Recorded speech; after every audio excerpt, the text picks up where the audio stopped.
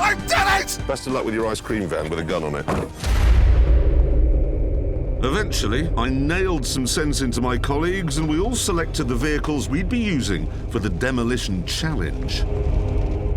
This is a 434 armoured recovery vehicle. I've gone for it in this spec because it's got the crane, which could be very useful to us. But if all else fails, it weighs 15 tonnes. So I could just use it as a sort of battering ram. As you would imagine, mine is much bigger than Hammond's. This is a CET, a combat engineering tractor, and they're all very encouraging words. It has a bucket on the front and many other things besides. Unlike James's, mine is white.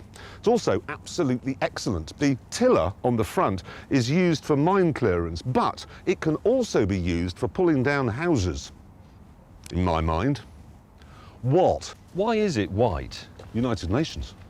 Ah. Yes, this very vehicle has just come back from the Middle East where it cleared 100 anti-tank mines. It's kind of focused on one thing, isn't it? Mine clearance. That's what Yes. it is, a mine clearing machine. But we aren't clearing mines, we're knocking a house down. You know what I mean? He's got a point. You've focused on one thing and we're not doing that thing. It's a very, very specialised piece of equipment, this. Incredibly specialised. The cab is on hydraulic rams. It senses your weight, raises it to the correct height so that if there's a blast underneath, you're cushioned from that blast. Again, amazing. It won't be. Because we're not clearing a minefield, we're knocking houses down. You wait till you see what happens to a house when it is presented with this moving at 400 RPM. Well, Was if it the going to house immediately surrender? explodes, you'll be okay, but that's about it. That's what it does. It just goes around doing this. It's like a mechanical cat. It's a military machine with some white paint on it. It isn't military, it's for clearance and saving lives. Princess Diana had one of these. The location for our demolition challenge was the Christian Fields housing estate in Kent. Each team would have to knock down 6 houses, and the professionals rocked up on the day with a selection of conventional equipment that we knew would not work. As a result, they would be humiliated by Team Top Gear.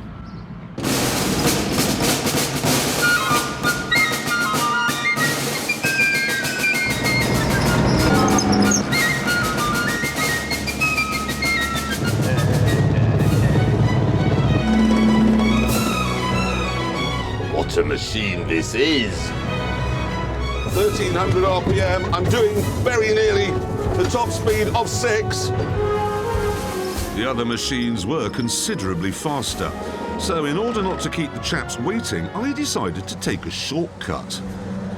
I think he looked at it and he thought, it's got things on the front that go round and round and that'll smash everything up, and it's white and I work for the United And he Nations. failed to work out it's going to be the slowest. You don't suppose by any chance that... Ladies and gentlemen, Jeremy Clarkson, sometimes known as the silver-tongued Cavalier of the Cotswolds. I hope that was to come down. Before starting, the professionals had a pre-demolition briefing. All the works today are going to be carried out under BSEN 6187 Demolition Code of Practice. Richard, can you hand out the method statements to all the guys, please, and the risk assessments? Yep. Mostly, they talked about health and safety, so we thought we should too. Don't have an accident. Don't have an accident. If you do have an accident, remember, it was an accident. Briefing over, we got on with discussing the job. Why don't you do those, James? OK. Hammond, you do the cream ones, and I'll do this lot. That makes sense? So it's 2 houses each then, effectively. Effectively 2 houses each. With all the complicated maths out of the way, it was time to begin.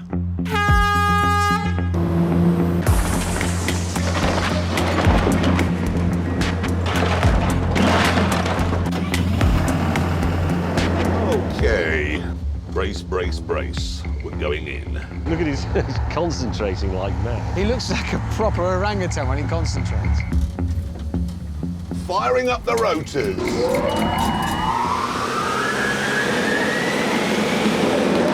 Oh, God!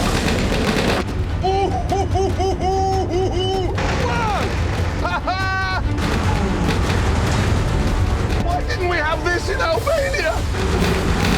Goodbye, lavatory. Bricks flying everywhere.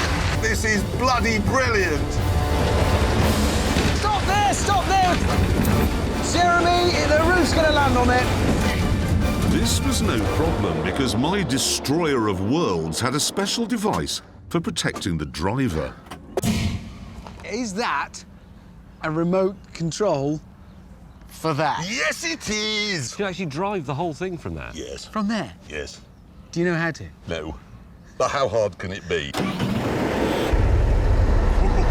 my God!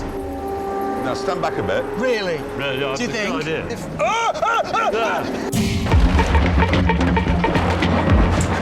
At the other end of the estate, the professionals were working methodically, first removing all the roofs, and I thought I'd do the same thing with my army tank. Mounted on the back of my 434 is a big harpoon. I fire that over with a cable attached, connect the cable up, drive this way, pull the roof off, get on with it. Live and, well, go.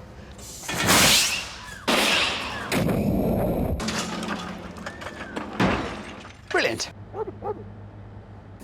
Let's begin. The grappling hook will catch on the roof. That's it, it's caught it now.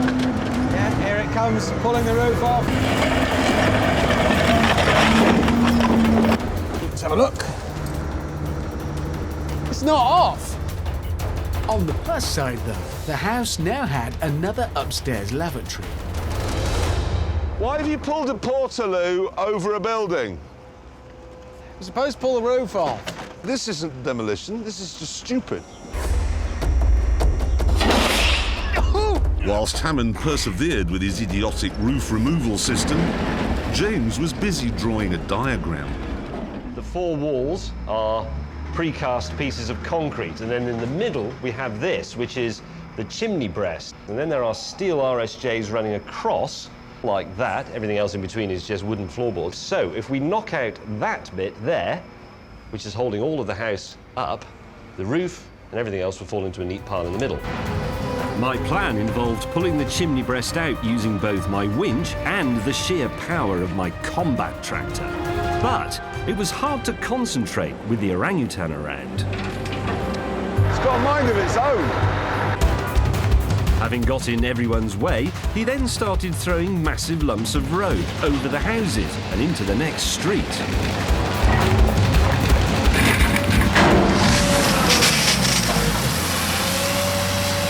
What have you done? I hit a water main. Well, you're an idiot. As noon approached, our rivals were scything through their houses. But now, my ingenious cable solution would put us back in the running. Here we go. Oh, it's so close. Yes! Yes! Ha ha ha! But despite this success, let's not forget we still had Jeremy on our side.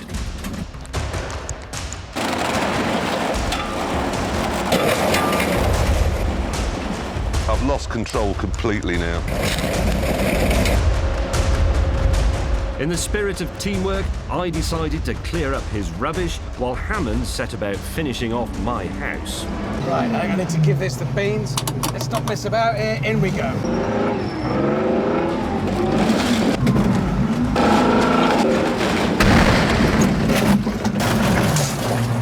Oh, the roof came open. I didn't expect that. Hammond, what's happened here, mate, is you are now the foundations of the house. I think I might be a bit stuck. Well, hang on, Hammond, I'm coming. Where are you going?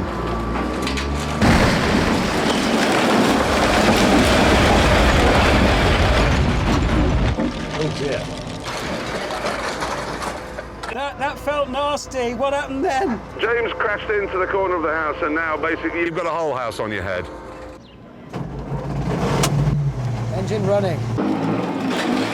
May then winched Hammond's tank out, but Hammond himself was still trapped inside. Happily though, because I'd finally house-trained my machine, Walkies. Yes, good digger. I was able to mount a rescue. Bad digger.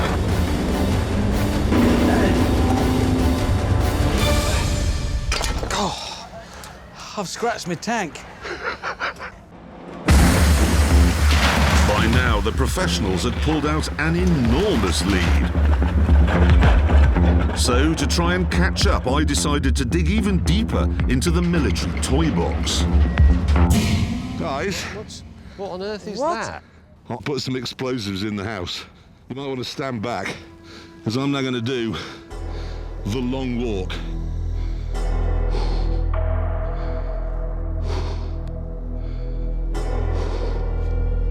Is that the suit or his piles that's making him walk like that? Fire in the hole!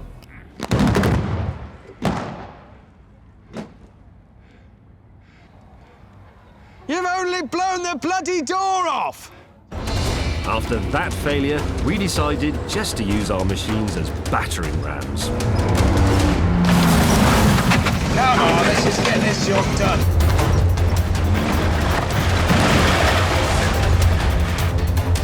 I'm not going to use the rotavator. It's just too perilous. Bloody hellfire!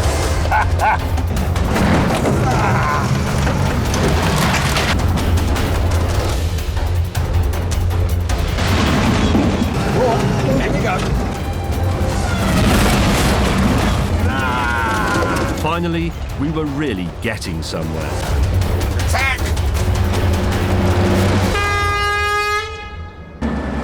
No.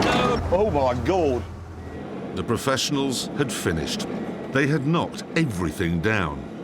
Whereas we sort of hadn't. Why don't we present them with a prize? Okay? Yeah. Standing just there. Yes. Yeah, that's a good idea. And then give him a really loud round of applause. A thunderous, well done, well And throw the thing over. 40 years ago, car makers could sell you something much smaller. The original Mini, for example, or the bubble car. But even these aren't small. Not really. Not compared to this. The Peel P50. That is 54 inches long and 41 inches wide. It is listed in the Guinness Book of Records as the smallest production car ever. And what I'm sure you're expecting me to do now is introduce Richard Hammond. But what I'm actually going to do is drive it to work. All 6'5" of me.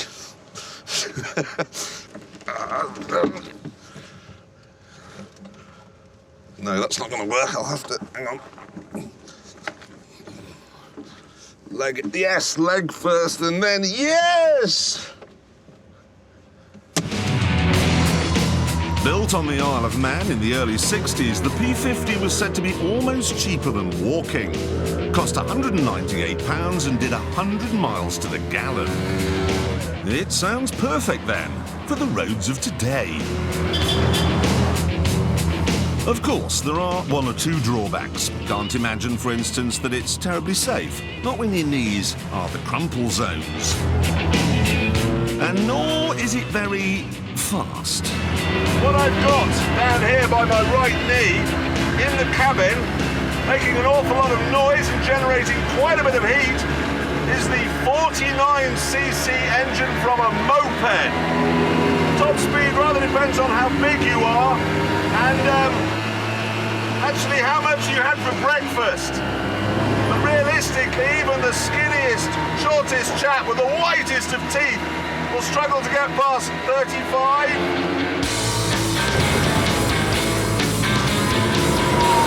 There's something else I've just thought of as well. I have to pay congestion charge in this part of London, but the camera crew in the Lexus 4x4 don't because it's a hybrid. How fair's that? It's not like I'm creating any pollution at all. The Peel then is not only a handy way of getting to work, but it's also pretty practical when you get there.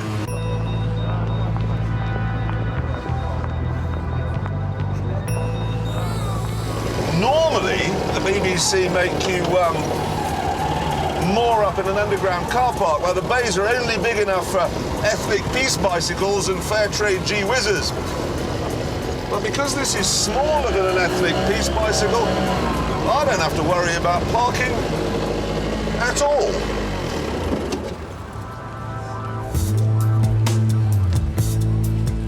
The great thing about a car this small is that it's very light, which means that when you get to work, you just pick it up and carry it inside.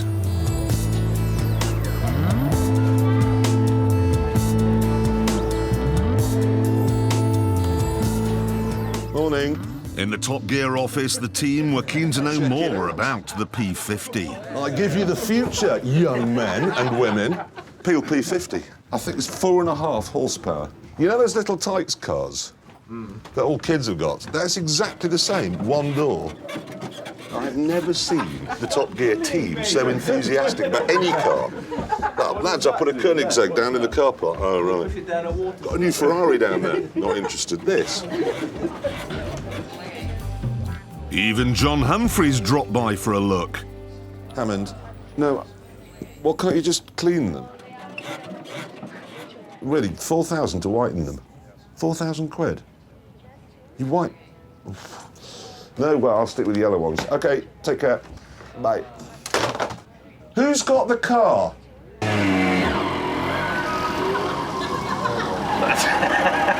Fantastic. Who's stolen the car? Got the power under this bonnet. It's impressive. Whoa! Oh, Clarkson, when you bet your match here, mate. Please don't just steal our things. Do you mind? Thanks Okay. very much indeed. Jolly nice of you. Soon, I was summoned to an important BBC meeting. Most of the people going would be walking, but I was running late and decided to use the car.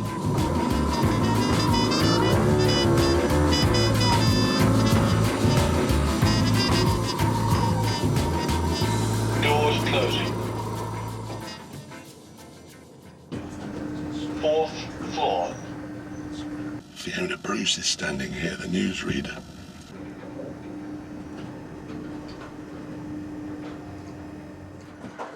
Ground floor. Sorry, Fiona, could you give me a push? A push out? Please, because it's got no reverse gear, so... Oh. Thank you. Right, you'll be all right now. No, this is fine, thanks. She has got quite a nice bottom. I said that out loud, didn't I? After a short drive, I arrived at BBC Television Centre. Unfortunately, though, this is the most complicated building in the world.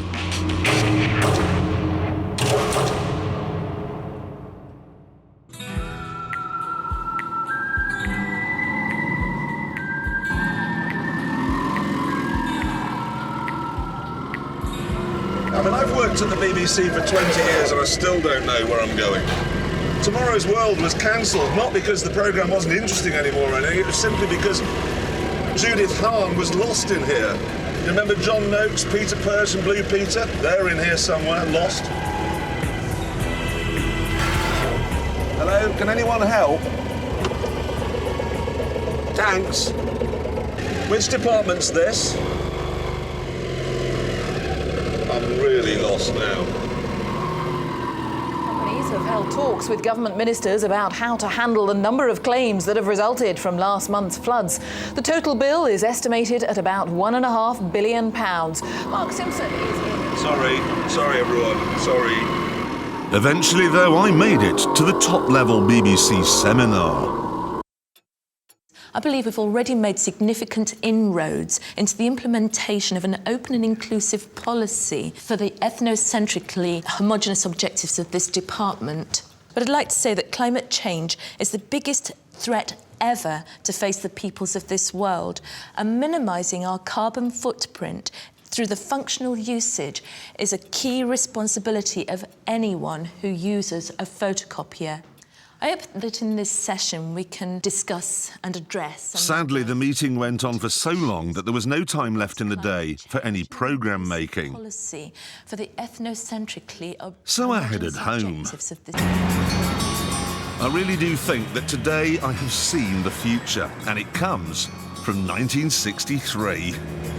This PLP50 really is absolutely brilliant. If it had a reverse gear, I would describe it as the absolute ultimate, really, of personal mobility. That's Dermot Moynihan. Oi! It is Moynihan! Moynihan! Oh, thanks. Thanks for that. Sorry.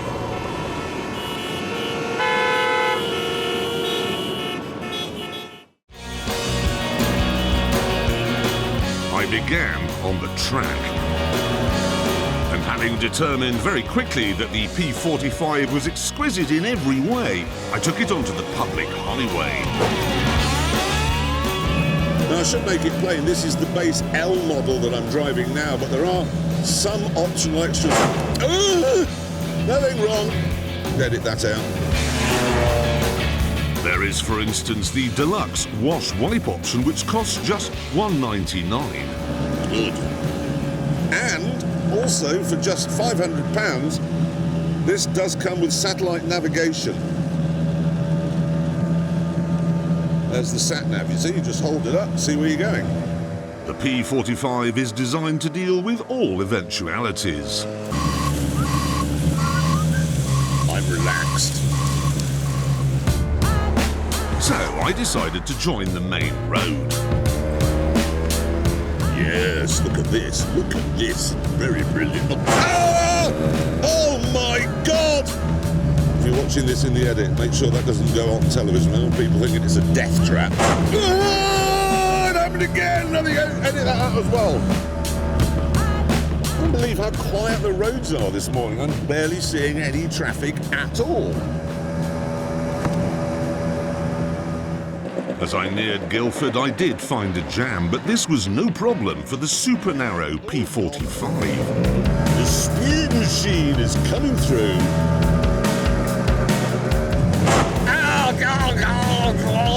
Nothing wrong. Oh, yes. This is incredible. Ladies and gentlemen, you are witnessing the birth of the future. I'm just staggered that Ford, General Motors, Toyota, all the automotive giants haven't thought to make a car like this, and yet a pokey little motoring show on BBC. Ow! This is the way to drive the P45, I've just decided, with your face already on the windscreen, then it can't sort of smash into it. So, for local commuting, my car is faultless. But what if you want to go further afield? Well, to find out, I pulled into a petrol station and without even getting out, I brimmed its tank.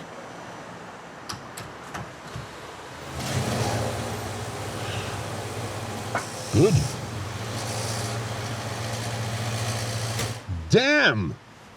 I only have a 1.7 litre fuel tank, but the minimum delivery here is 2 litres.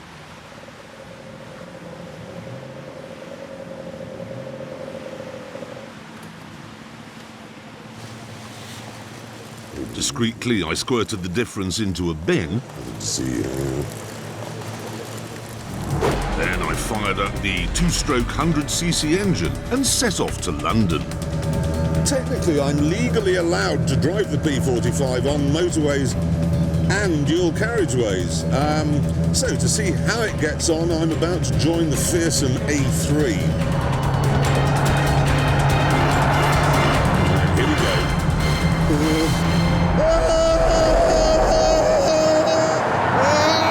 I've never been frightened of a Citroën Picasso before, what it just was. Man! I'm gonna weave on. Oh, yes, help me! Help! Help! How fast is that now? 34! Ah, lorry! Oh, a lot of poo shot out, man!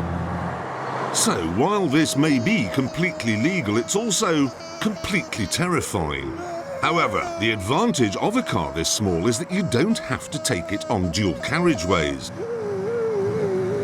In fact, you don't have to use the main roads at all.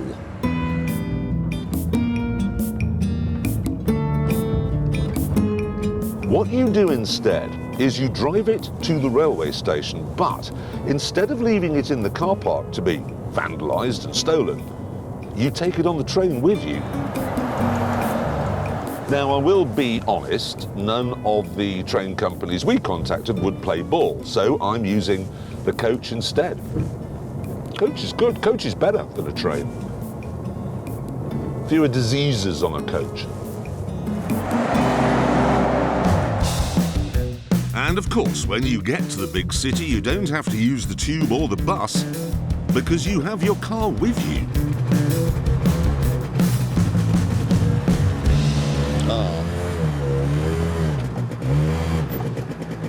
Oh dear.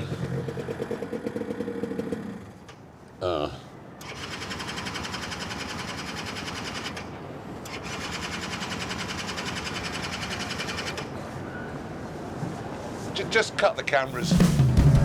In London, I went for a little drive. Yes. All sorts of hand signals available. I can go, if I want to go left, right, somebody annoys me. And then I went shopping. And with the P45, there's no need to pay. Or waste time looking for a parking space. Oh dear.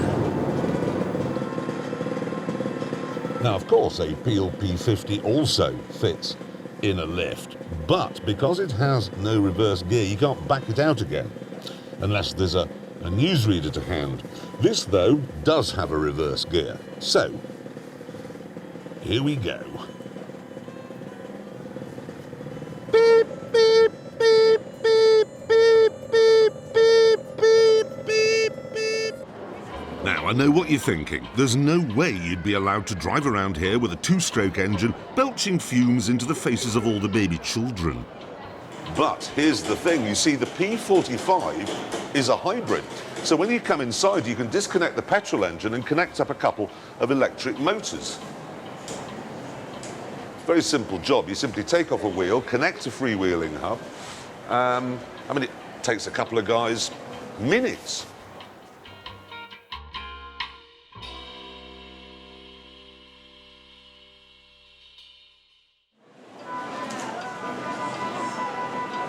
There are a couple of drawbacks. Number one, the top speed is now 3 miles an hour. And number two, the batteries will only last an hour. But I'm a man, and I can't think of any shopping expedition that could possibly take longer than that. Shoes, I've got some, I don't need any of those. I've got a chair. There's nothing I want to buy. Eventually, I bought a present for James. And then I decided to find out just how quiet my car is in electric mode. So I took it here.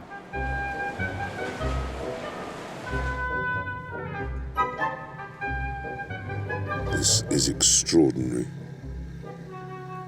Nobody's looking up, nobody's noticing me. The only trouble is that libraries are more interesting than shopping centres.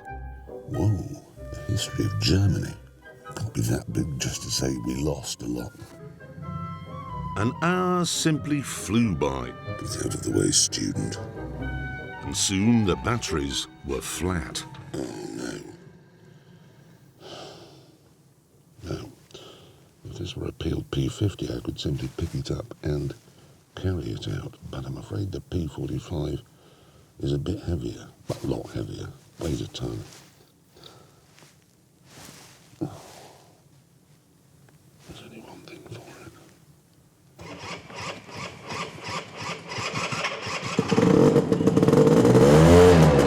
This is so embarrassing.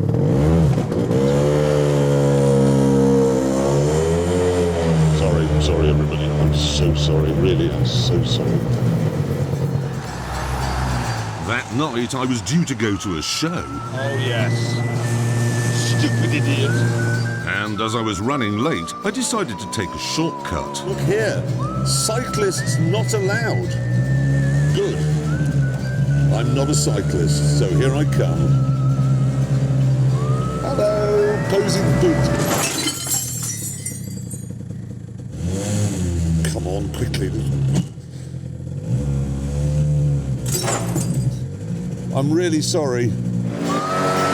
Soon I was in the West End and nearing the theatre. This is the joy of a P45. Everything is a drive-through. Hello. One, please. Thank you very much. Oh. There you go.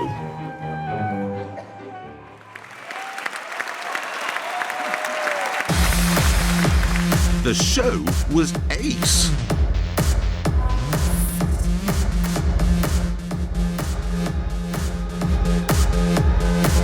However, my seating arrangements were a bit cramped.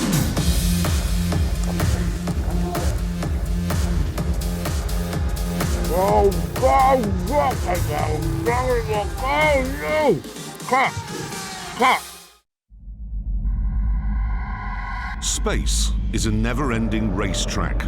The thermal shock region on the prow of our solar system, for example, is screaming through the heavens at 490,000 miles an hour.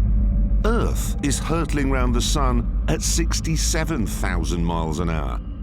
God, it seems, is a complete speed freak. And this is what I'm pitting against him, the new Jaguar XJ.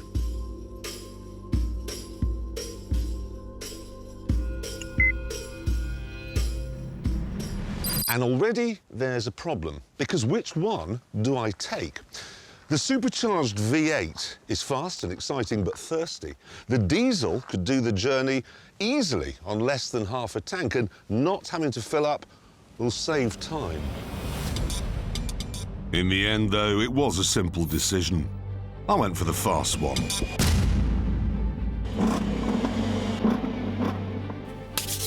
Stopwatch, sat-nav. This is it then. For your Sunday night delectation, a big Jag versus God. It's like songs of praise with a supercharger. At 9:36, the sun sank below the horizon. And the race was on. Here we go! Now that is what the mysterious sunset green flash is all about, obviously. It's God's starting light. He wants to race us. He likes racing. Okay, here are my issues. The sun will rise over East Anglia at 4:30 in the morning. That gives me 6 hours and 54 minutes to do 432 miles. That means averaging 62 miles an hour. At this stage, Dawn still had 4,200 miles to go before it reached Lowestoft. But it was doing a massive 610 miles an hour. One hold-up, one red light, God wins. And already, he was playing dirty. Get out of the way! They've all been to watch the sunset at Land's End and now going back to the hotel. Oh, this is bad. 30 miles an hour. Half what I need to be doing. But then the road straightened out and the Jag pounced. Are you overtaking?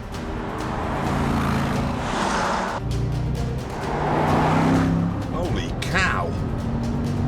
This thing is fast. But then it kind of would be, because the supercharged V8 that's hauling me along produces more power and more torque than the 6-litre V12 in an Aston Martin Rapide. Woof. It's unhinged performance. That's what this is. I am going to thrash God. But then he enlisted the services of an unusual ally. The devil's work! Beelzebub's cones went on for miles and my average speed collapsed. I'm in Cornwall, doing 50 because of average speed cameras to protect the workforce who aren't here. And the sun has already risen in Sydney. God was winning. Which meant that when the roadworks finished, I needed to get my foot down. Yes! Make it so!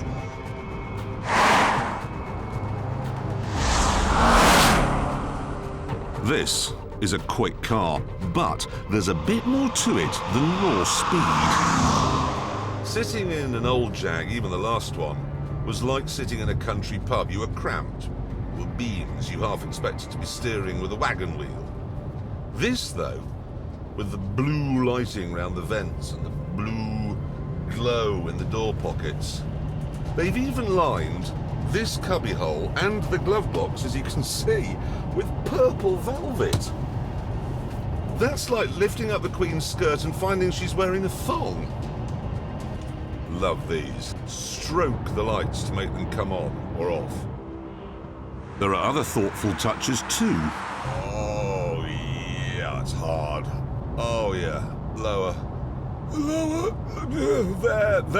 There. Yes, as I'm sure you realised, that's the seat massager at work. It's like kneading me and all that in the seat.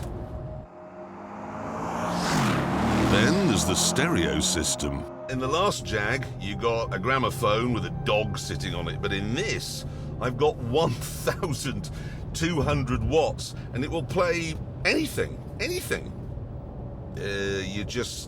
You push that.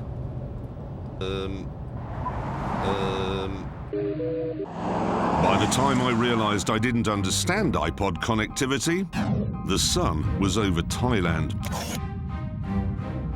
And I was facing a decision made by thousands of holidaymakers every summer. M5 and M4 or A303 past Stonehenge. The motorway is 20 miles further, but probably better for fuel consumption. But the A303 is more fun in a car like this. Yeah, A303 it is! This was a good call. There's a whiff of NASCAR about this car. And now, I'm going to give it a bit more because I'm going to engage dynamic mode. Look, the dials glow red. What this does is firms everything up, gives you more punch. Also, because the XJ is made entirely from aluminium, it's much lighter than any other big car. It feels like a sports car. On good roads like these, it's not far short of a masterpiece.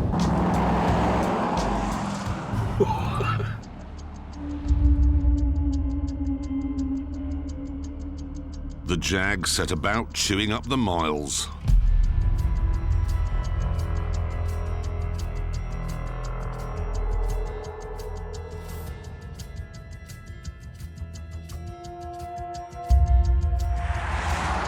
Druids.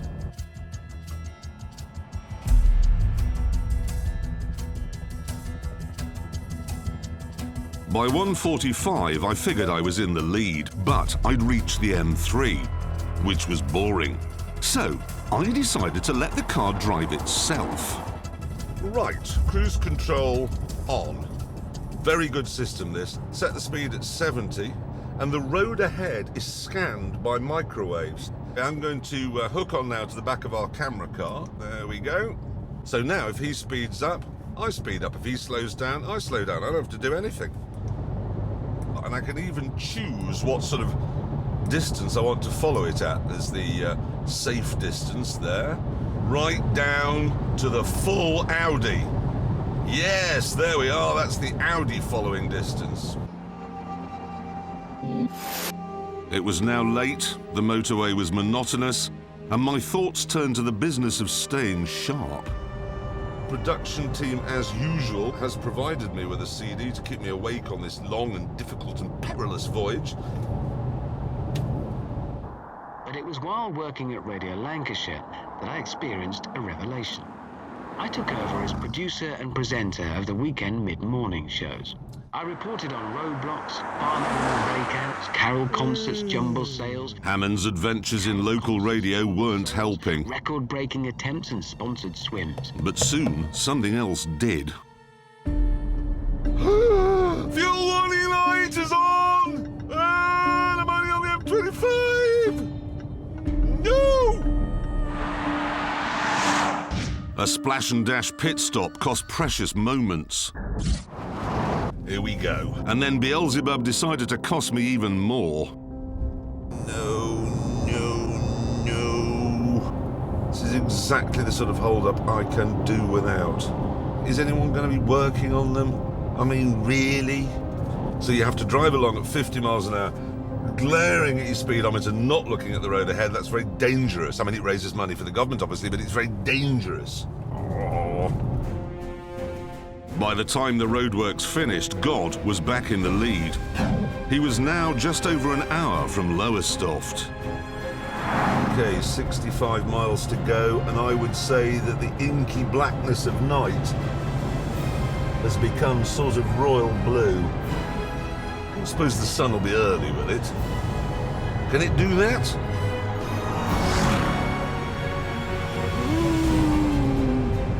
There is a smudge in the sky, a big one.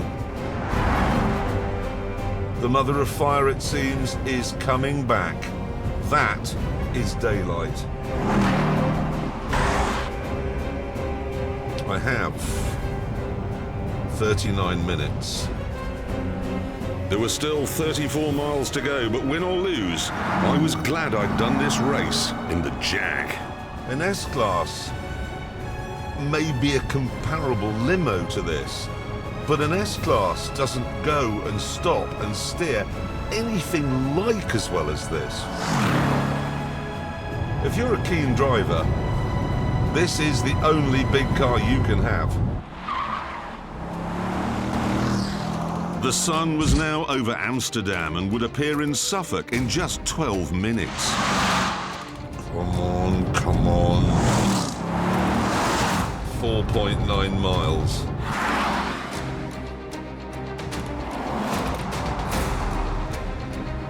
Right, where am I going? Where is England's most easterly spot?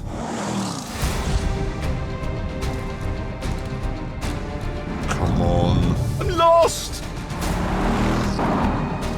No! Red light now.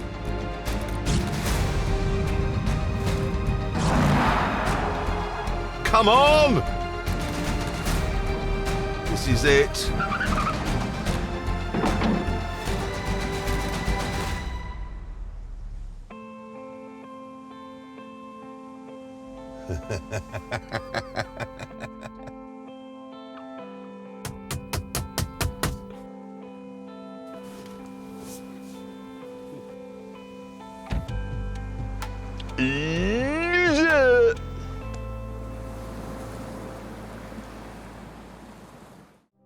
Not exactly Alaska, is it?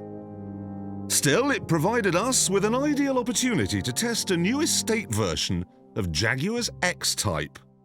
So why is an estate car so important in the snow? Well, in the olden days, they used to let you go out there with nothing more than a jumper and a shovel. But these days, the health and safety people say you need rather more than that if you're going to deal with these treacherous conditions. They say that you should take a tow rope, obviously, a rag to tie to your Ariel in case you get covered by a drift, a torch, some warm clothing, carpet to put under the tyres if you get stuck, a mobile phone charger, first aid kit, obviously, plenty of water. Good. That's what they say, but I think you'd probably go further without being stupid. Andy McNabb, for instance, he'd be a good idea. It doesn't have to be Andy McNabb himself. Anyone from the SAS will do. Anyone with a knowledge of how to build a rudimentary shelter and drink their own wee. Ray Mears, he'd do. Thermos, stove for cooking, some kindling. Food, I've got a lot. Soup, curry, chocolate. I think some skis would be a good plan. Spare fuel. Sorry, mate. Put the shovel on you.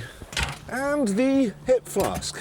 So, with a pile that size, it's a good job that the X-Type estate has a bigger boot than the BMW 3 Series estate, the Audi A4 estate, and the Mercedes C-Class estate.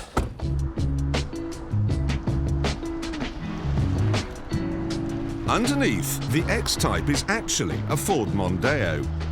But don't let that put you off. Genetically, you are 98% identical to a halibut, but it's the 2% that makes the difference. And it's the same story in here. Look at all this wood and leather and equipment. It feels very Jaguar-ish. Prices start at a very un-Jaguar-ish £21,000, but for that you'd get a small engine or a diesel and front-wheel drive. This version, however, costs £26,000, and that's because it has a 2.5-litre V6 and, more importantly, four-wheel drive. Now, we know that when the weather's like this, four-wheel drive works well on big off-roaders with their chunky tyres. And we know that ordinary cars don't work at all. So, where does the Jag fit in? The thing is, this is an ordinary car with ordinary road tyres. Just happens to have four-wheel drive. So, how does this one cope? Well, the simple answer is very well. It didn't get stuck once, all day. It laughed in the face of the weathermen and the police and the AA with their advice to stay at home. And I'm not surprised by this. Once, many years ago, I actually drove an X-Type saloon down a ski slope. And coming up now is some footage of it. The Jag may have a very rudimentary four-wheel drive system. There are no torque-sensing diffs and no active yaw control. It doesn't even have particularly high ground clearance. It's just a car. But even so, I made it down the mountain. We know it works on snow and ice, but better still, it keeps on working on roads like this, roads that have been gritted. If I were to drive down here in a BMW 3 Series estate with rear-wheel drive, I'd need a nappy. But in this, I feel relaxed. There are none of those heart-stopping moments where the wheels hit the slush. You know, when it all suddenly goes twitchy. It doesn't, it just tracks straight and true. Honestly, I could be driving along this road at nearly 60 miles an hour, doing a little light embroidery to pass the time. In the advertisements for this car, Jaguar suggest it would be an ideal tool for your family skiing holiday. But if you have one of these, you don't need to go to the Alps.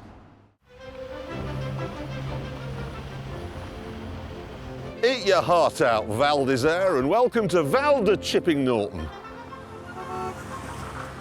This is the best ski lift I've ever been on. Morning. You well? You well? Yeah, no, having a good day. And this is the great thing, you see, is I can adjust the speed of my lift by shouting at the driver. Faster! Yes. Oh, yes. Oh, yes. Okay, that'll do. Thank you. Nice speed. Okay, and stop. J'arrive at the top. Now, ski back down again. No poles, but hey.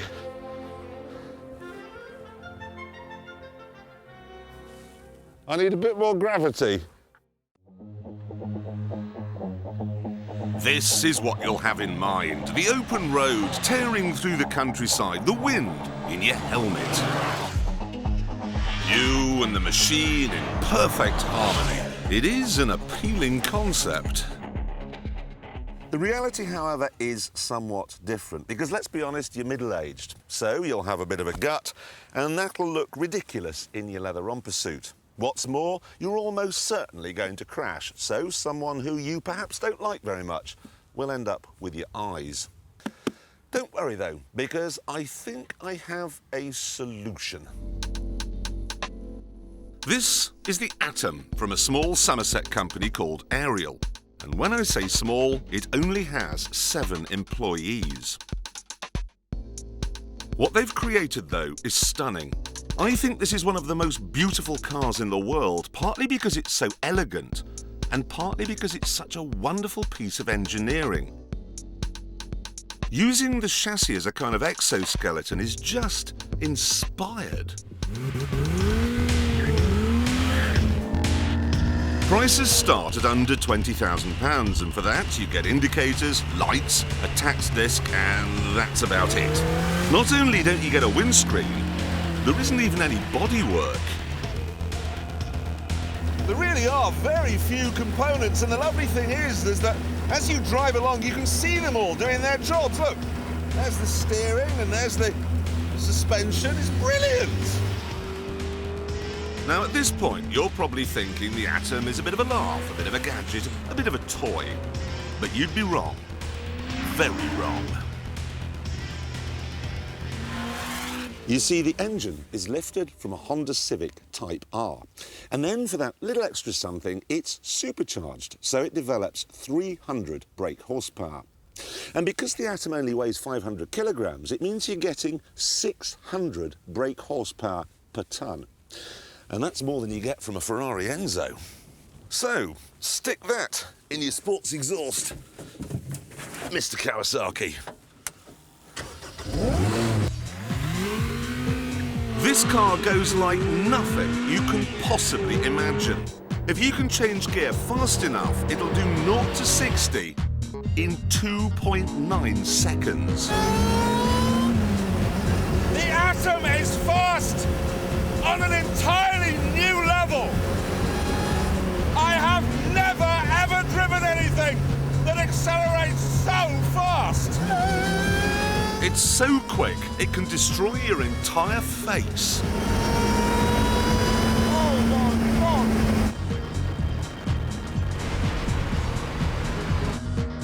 Whoa. That is unbelievable speed. I am an alien. Either that or I'm John Merrick. In the corners, it stopped bending my face and used massive G-forces to tear it off. The amazing thing is that you never miss an apex, because you can see where the wheel hits the road, and because there's no weight to pull you out of line, you hit everyone, every single time. If anything, this car's even more impressive in the bends than it is in a straight line. Anyone who wants to know how a car should behave should drive one of these. This is driving nirvana. You can forget anything you've ever driven. Anything. There is no car, nothing on 4 wheels is as fast as this. Nothing. But what about 2 wheels? Is it possible that the Atom could be faster round our track than a motorbike? Well, to find out, we've lined it up against the Honda CBR 600 RR. Off the line, the bike is a tiny bit faster, but under braking for the first corner, the Atom slid past, and then it really was a case of goodbye, Mr. Bond. Through the bend, the bike never stood a chance, and even down the long back straight up to 120 miles an hour, it couldn't keep up. By the time we crossed the line, the gap had widened to a massive 4 seconds. Over the years, I've flown F-15 fighters and done power slides in airboats and strafed the desert from helicopter gunships, but for sheer excitement, this thing is off the scale. Even so, there will still be those who say that no car, no matter how fast it is, can ever be as exciting as a big bike. Oh, please! I mean, I don't have to wear a helmet in here, which means my epiglottis is full of bees.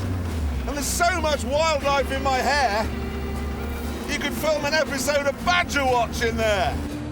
And what's more, this is the engine air intake. It's sucking air in here. And I can feel it as a pressure difference in my ear. It feels like my brains are being sucked out. Not as exciting as a bike. Yeah, right.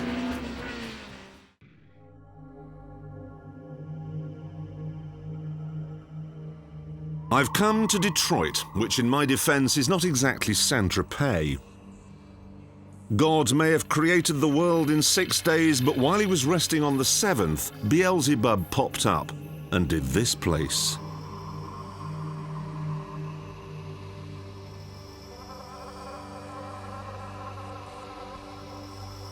Back in the 60s, Detroit was the home of Motown and Motor City.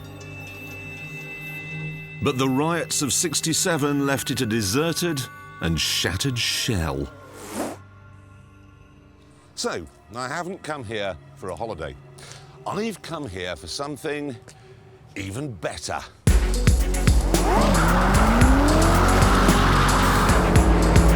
This is the new Ford GT. It's the first proper supercar ever made in America. It was built to celebrate Ford's 100th birthday. But there's a lot more to it than that. Over the years, there have been a couple of attempts to try and rekindle the GT40 magic. There was the GT70, which I bought. Here it is, look, doors open and everything. Fantastic. And then in 1995, there was the GT90. I actually drove this and it was horrid. Had a top speed of 40 and it handled like it was in a cartoon. Ford realised that the only way forwards was to go backwards.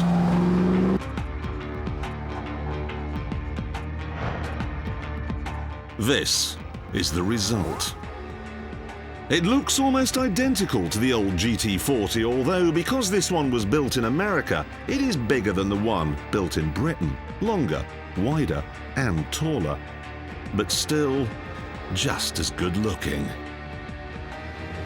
This car shows that the desolate and smashed city of Detroit, one of the most dangerous places on Earth, is not quite dead. It's still coughing up blood and guts.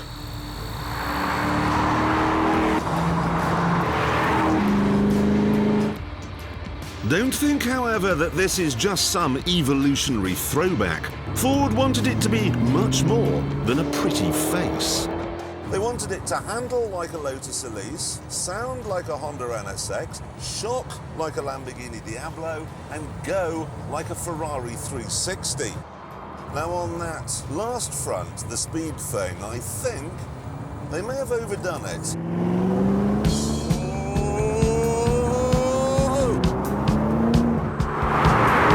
You see, it offers up 500 brake horsepower, and that's 100 more than you get from a 360. And you get twice the torque over twice the rev range. So with its top speed of 200 miles an hour, this thing once again will blow Ferrari into the middle of next week. Obviously, you don't get the sense that the engine was made by craftsmen using techniques passed from father to son over the generations, because, of course, it wasn't. Actually, the 5.4-litre supercharged V8 is lifted out of one of Ford's pickup trucks. This, then, is a blue-collar car with a blue-collar punch. It's a working-class hero.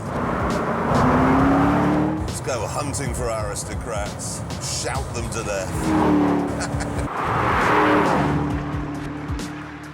Of course, Americans have never had a problem making stuff go fast in a straight line. The Space Shuttle, the Corvette, the Boeing 747, and so on. But they have never, and I've checked this out with all the experts, they've never made a car that can go around corners properly. Until now. The ride comfort's a bit shabby, but as far as handling and grip are concerned, it is epic. So it goes fast, handles well, looks astonishing, and we haven't even got to the second best thing about it yet.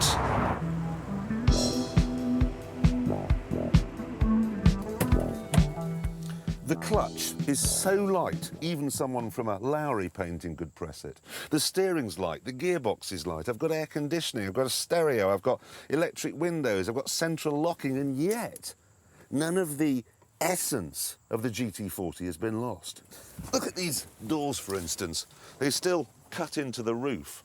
And just like on the old car, you can see the engine through the back window. Mind you, not as well as if you open up the clamshell. Oh, look at that. Look at it. Makes me feel 6 years old all over again. In fact, I think I just wet myself. Amazingly then, Ford seems to have done it. The GT does handle like a Lotus, it does shock like a Lambo, and it goes harder and faster than a Ferrari.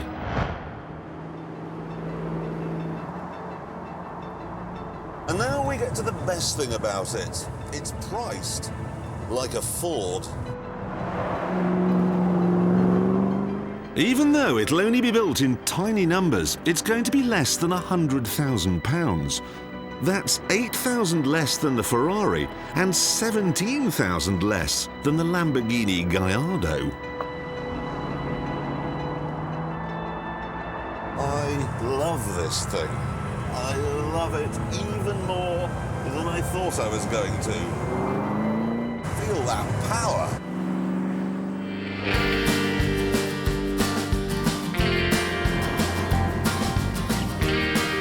I love it mostly though because it takes you back to a time when Detroit was humming to the petrolhead rhythm of the Motown sound. A time when the Temptations provided the descant and the factories were on bass. A time when the street echoed to the sound of dancing and the roar of last chance heroes in their V8 muscle cars racing between the lights.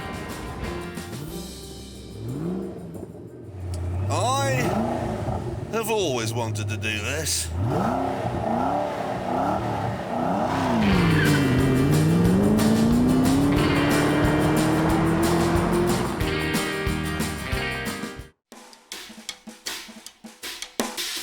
This is what they've come up with, the Range Rover Sport. They say that making it was a challenge, and I'm not surprised because things which are tall are not sporty. I know this. Even so, this new car goes from 0 to 60 in 7 seconds. And it has so much power that the top speed has had to be pegged at 140 to stop the tyres bursting. And what's more, Land Rover say it's not just fast in a straight line. They say that thanks to some fancy new anti-roll bars, it can also handle the bends. They're right, it does. The steering's sharp, the brakes are massive, it doesn't roll too much. Bump and then a bend, and it just takes it all in its stride.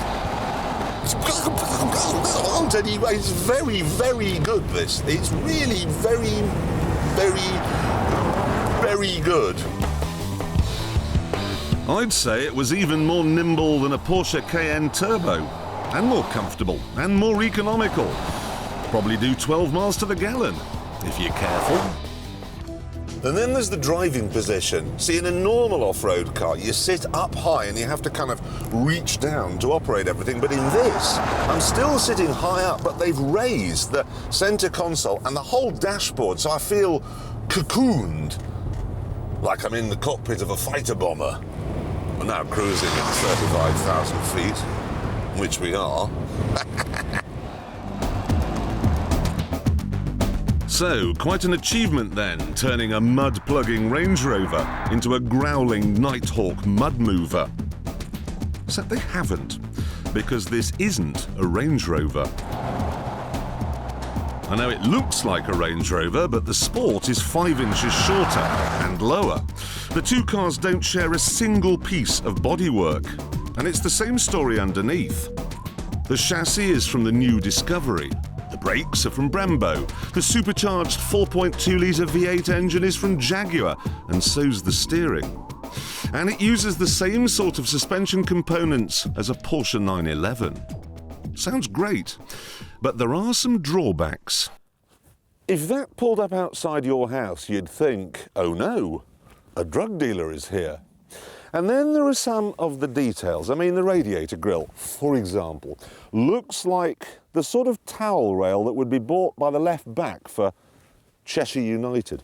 Then you've got this black stuff here around the bottom of the window. I know why they've done it, to cover up the fact the dashboard's been raised, but it's ugly. And so are the side skirts. But the worst thing of all is the tailgate, because on a proper Range Rover, it splits like that. On this one, you can either open the rear window for no reason that I can think of, or you can open the whole tailgate. Fine, but you're at a point-to-point, okay? Without a flappy bit down here, where do you sit? Of course, the Sport is cheaper than a proper Range Rover. You can have one with a turbo diesel V6 for £34,000, which is almost cheaper than a horse. But I'm sorry, you can't have this car with a diesel engine. It'd be like saying, well, I won't go to Stringfellows tonight, I'll get my mum to give me a lap dance. She's a woman? Yeah, but you have to have this £59,000 supercharged V8 because, taste and tailgate aside, it really does seem to have all the bases covered. It's a high-riding fat boy hot hatch, a satellite-guided stereo with 20-inch rim. It's also a 140-mile-an-hour mobile phone, it's a living room, it's got a fridge, and I'm fairly sure that somewhere in here there's a tool for getting the stones out of horses' hooves. It seems to do everything. But does it? Because it now has sports steering and sports suspension and a sporty spoiler at the front, does it mean it no longer works off-road? Well, to find out, we've devised a little test. This is a Challenger 2 tank. It has a 12-cylinder diesel engine which produces 1,200 horsepower, and that's enough for a top speed of nearly 40 miles an hour. Not bad for something which weighs 62 tons. The thing I'm most interested in, though, is the big gun, which, as you can see, is rifled for greater accuracy. Not like those smooth-bore American ones that just hit something over there. It fires a smorgasbord of ammunition, chief among which really you've got high explosive rounds which hit the target and blow it to pieces, or the depleted uranium rounds which penetrate the armour on the target and give everyone inside 2 heads. The idea is that I've got to drive the Range Rover Sport from here, okay, to those woods over there, and you've got to see if you can get your gun pointed at me in such a way that if you push the fire button, I'd be history. Who's the gunner? Who's the one that... You're the gunner? Yep. Engaging I'll be me. keeping you in my sight. Trying? You'll be trying I to keep... will be. So, how old are you? Me, 26. 26. Thinks he knows everything. Just watch this. Watch this. So here we are on the start line, Goliath and David Beckham. I have a cunning plan. You see, they'll be expecting me to go forwards because that's where the destination is. Ready? 3, 2, 1, now! God, that barrel turns quickly, but not quickly enough. And straight into the woods. I'll reverse. I've read enough war comics to know that tanks can't go in woods. Halt! Because they can't move their barrel around. I'm light, I'm nimble, I'm agile. Oh! Firing! Me! What I hadn't read, though, was the war comic featuring the Challenger's secret weapon. Left smoke. What in the name of all that's holy is he doing? He's making smoke. I can't see anything. Keep tracking. Pick him up. If I don't get going soon, my big hot supercharger will be a red glow on his thermal imaging camera. I was stuck in the woods being turned into a kipper, so I decided to deploy the car's tyre bursting speed. Away we go. Bounce. Over rough ground, the Challenger 2 is the fastest tank in the world. Now I'm doing 40 miles an hour. The tank can go that fast, though. Oh no, I seem to have brought Puff Daddy's car to the Somme.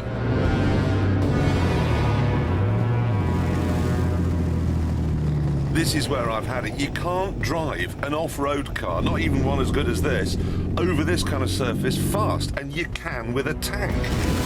Speed wasn't working. I couldn't break free from that gun.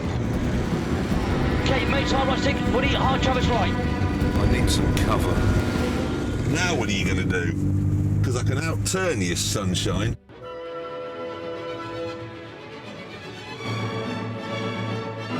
Right, he's going around the circus, little. Now, you see, what I've done brilliantly is hidden behind these bushes. So I'm fully protected from the high explosive round by the branches. Get around the corner. But then it dawned on me that the branches might not actually stop the shell. Look at this, watch what I can do here. Sneak behind him, he doesn't know. Yes! Stumped by my agility. And I'm making smoke. Oh yes. In seconds though, he was back on my tail. Gotta say, I know it's not the most important thing at the moment, but some of the ride comfort has been lost by turning the Range Rover into a sport model.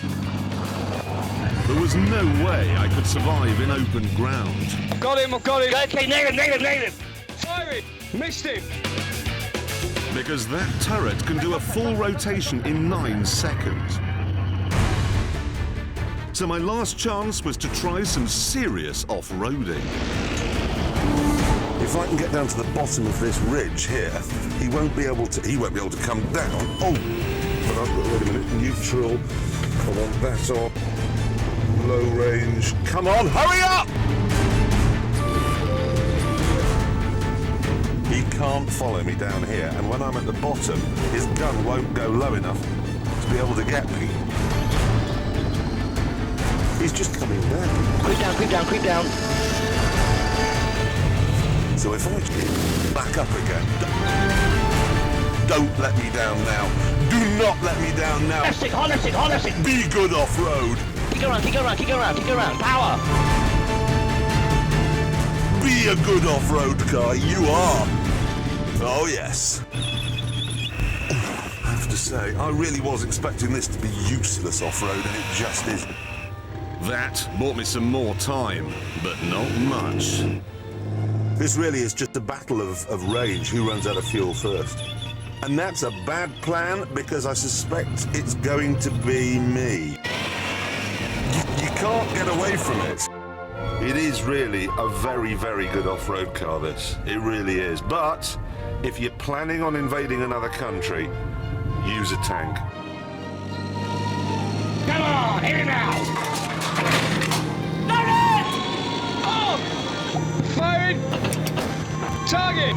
Target stop. 1 times Clarkson destroyed. Well done.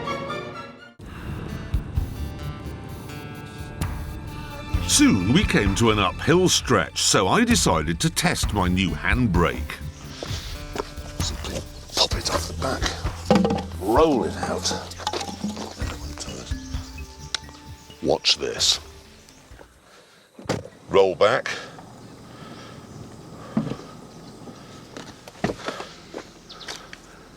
The wooden handbrake is holding me. I simply set off. Here we go. Oh, yes. So there we are. Hill starting solved. Sometimes my genius is... it's almost frightening. Well, fair dues, that works. You do have to tow a log about, but it works. I am a happy man today. Chaps, Yeah? are we likely to see a gorilla? I hope we do see a gorilla, actually. I showed my bonnet, so could you do a better job than that? But look on the bright side, James. It's going to be a scorcher today. Oh, my God!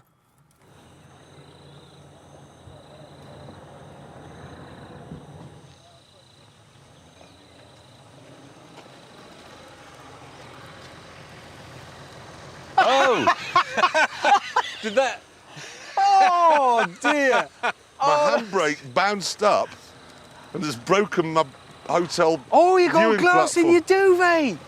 Stupidest idea in history. Jeremy, What? people walk around here barefoot. You've got to sweep all this stuff We up. have. But look, God gave us a tool for just such a moment as this. Would you not agree this is the ideal tool, James, for this job? Yes, hammers do have their uses. I can think of one right now.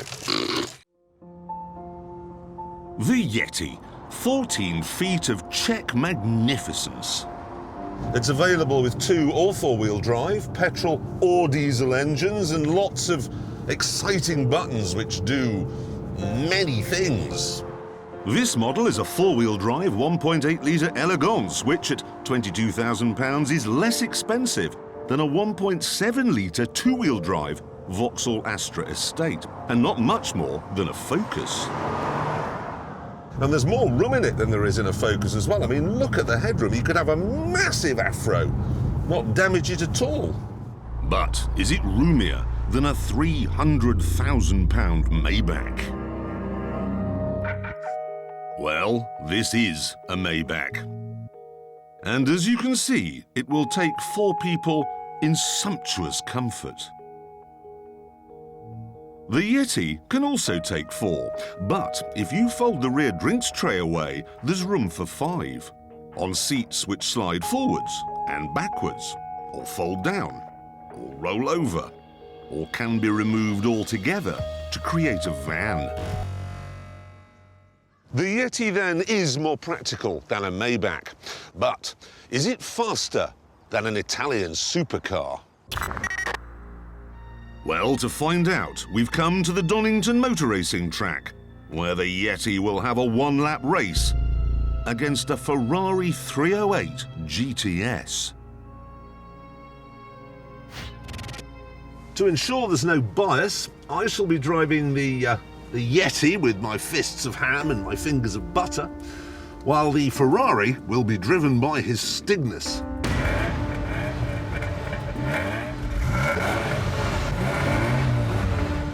Want a tip?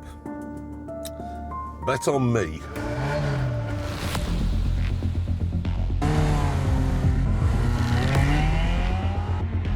Ferrari a little quicker off the line, does 0 to 60 in 6.7 seconds. This is 8.7. But that's not bad for a tall riding van. Getting its knee down a bit there in the corners, but nowhere near as much as you might expect. 4-wheel drive system working now, sending the power to whichever wheel has the most grip.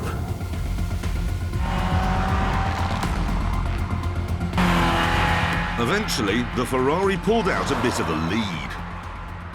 But I've got a sneaking suspicion its lead is short-lived.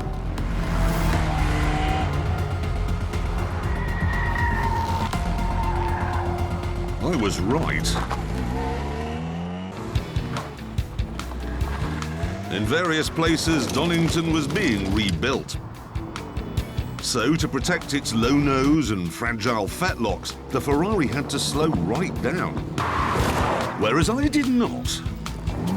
Relax! Come on! Go on! He's having to go round the outside! Ha ha ha ha! The Skoda is in the lead!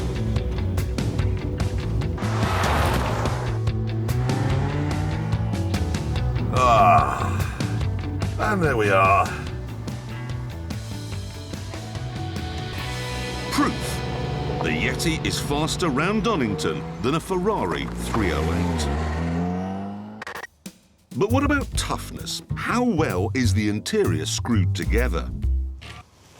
To find out, I'm going to throw this super bouncy ball into the Yeti, and as it pings around, I'm going to invite this enormous, excitable dog to run in there and retrieve it. No, not the flies. Getting the flies won't damage the car in any way. No, stop chasing flies. Here, look. Bouncy ball. Ready? And retrieve! Retrieve! It's okay. Luckily, I have a backup dog. Fetch!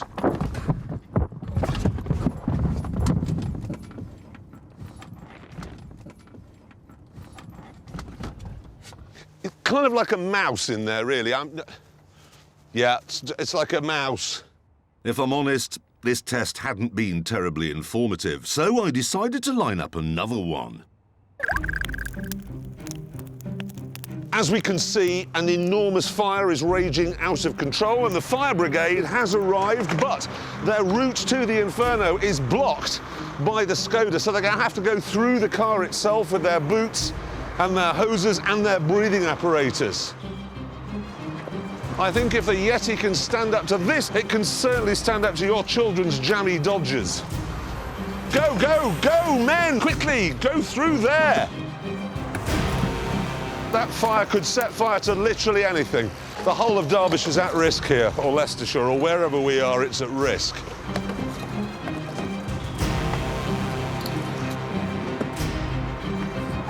He's coming out of the window, his enormous boots.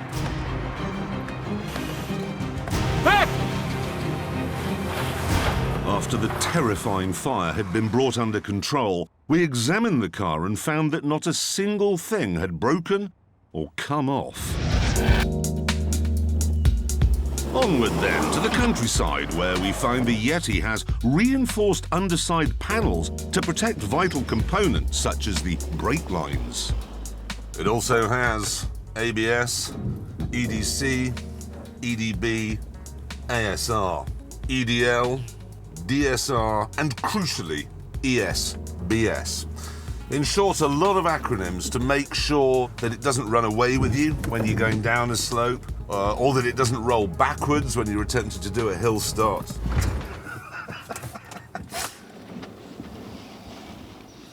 I meant to do that because now I can demonstrate the HBA. Ready? Here we go. See, I've got my foot on the clutch, not on the brake, handbrake off, and it won't roll back. That's impressive. Ooh, yes. And look at this, the sat-nav is tracing my route, so when I've had enough of driving around in a countryside, I can simply follow the route back to where I started from. That's clever. But what about comfort? Well, to find out how well the Yeti absorbs the bumps and the bashes, I've stolen an idea from another television programme. What I'm going to do is drive around some countryside while the chap on the left over there sits in the back and gives a tattoo to the chap on the right. And I'm not talking about some holiday henna drawing that he can rub off when he gets home. I'm talking about a real tattoo.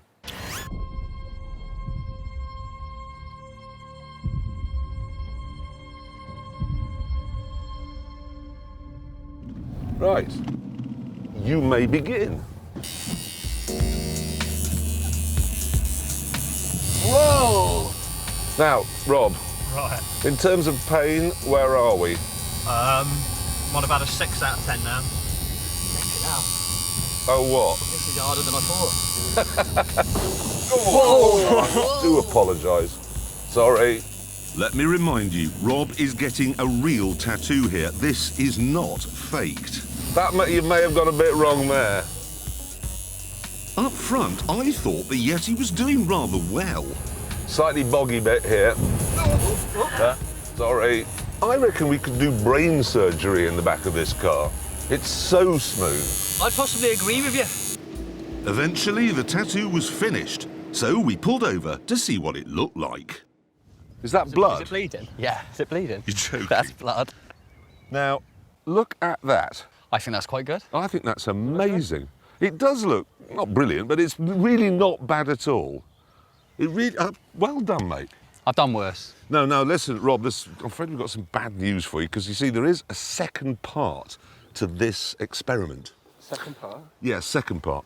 See, what we're going to do now to demonstrate just how comfortable this is put you in the back of another car and then do another cloverleaf on the other shoulder, and then we'll see what that looks like. Really?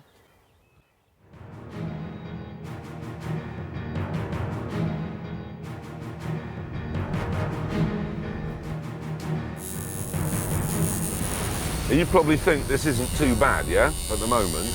All right, at the moment. What I'm going to do is raise it up now into its off-road setting, and that does have quite a profound effect on the, shall we say, ride quality.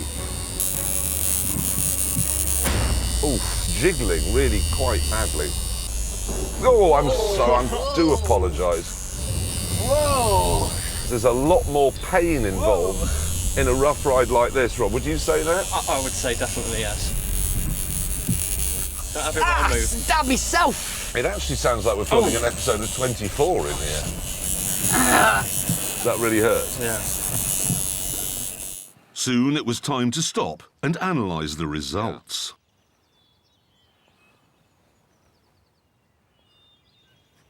How does it look? Honestly, not brilliant.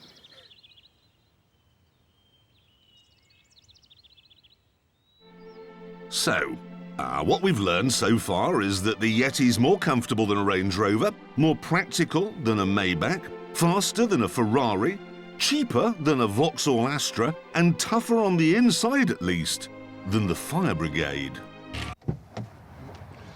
But, and this is crucial, a lot of people ask me this, can you get Sienna Miller in the glove box? Well, let's find out. Sienna, are you in there? Yeah. You are? And are you comfortable? Very. Marvellous, goodbye. Good mark for the Yeti there. But what about the air conditioning?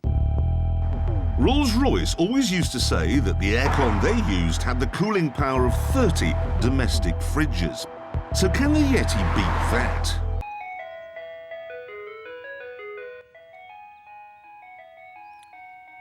To find out, I'm going to drive this car through that burning building while holding this ice cream. Now, if it melts and I end up with sticky fingers, the aircon's no good.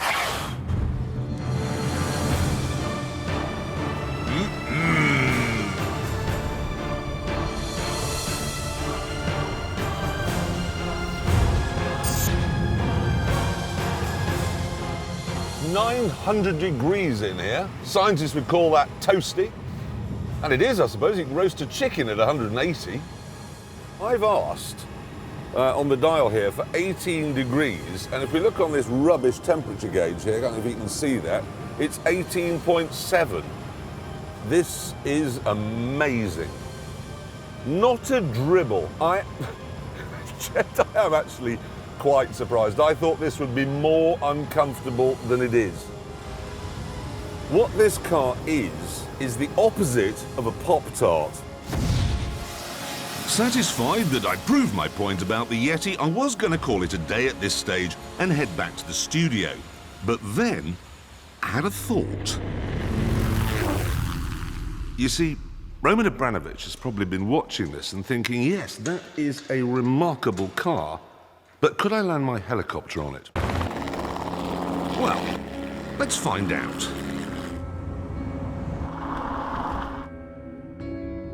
Now, I should stress that we have not modified the structure or the suspension or the roof of the car in any way. We've simply added a 100-kilogram roof rack, and in a minute or so we're going to be trying to land a 600-kilogram helicopter on top of it.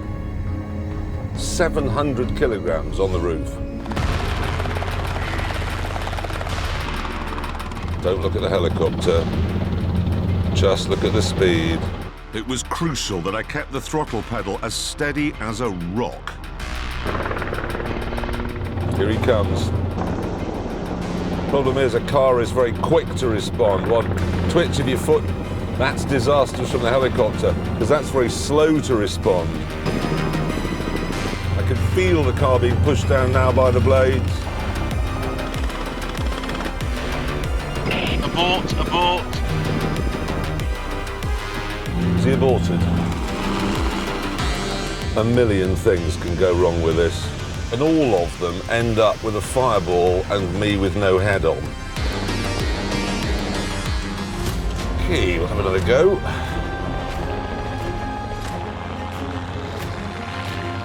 Here he comes.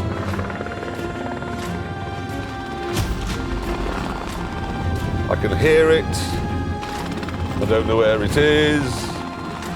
It was a lot worse for the pilot, though. He cannot see the car when he lands.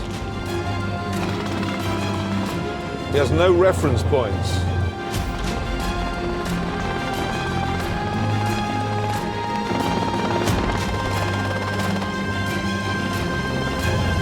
Is he down?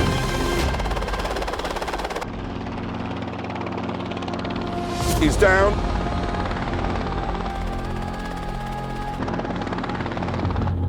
Ooh, ease it down, not too sharply. I do not want a 150,000-pound helicopter jerking off and landing on the bonnet.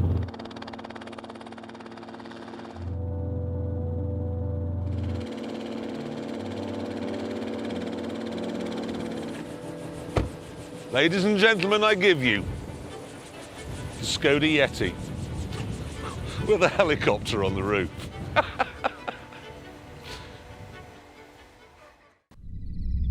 This is the playing field we'd selected. And this is the car I'd be using. An 8-year-old, 8,000-pound Mitsubishi Evo 7, which had been modified by a previous owner. On the downside, he'd removed the airbag. But on the upside, he'd uprated the suspension, toughened the brakes, and fitted variable boost control to the engine.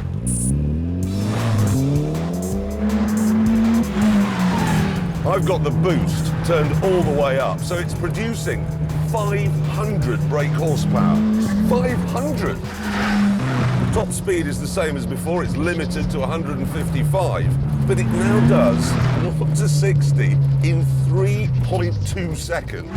3.2! And of course, because it was born in the world of rallying and has four-wheel drive, it can do this kind of speed, whether it's on tarmac, ice, snow, gravel, or indeed the scrubland of Dorset. Here, it just comes alive. Turn in, feel the back end step out, plant the power. It's telepathically brilliant. But then it would need to be, because I was going up against this lot.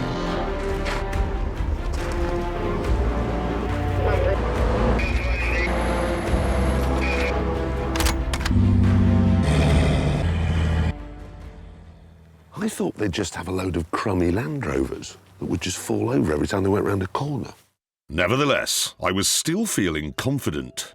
Do you know what an Evo is? You're familiar with it? Yes. Yes. Car, right? Yes. Good on the roads. Good on the road. You're going to struggle around here, though. Rally tyres. Have you seen ours? It's 500 horsepower, this thing. You've got 500 horsepower? 1,500. 1,500.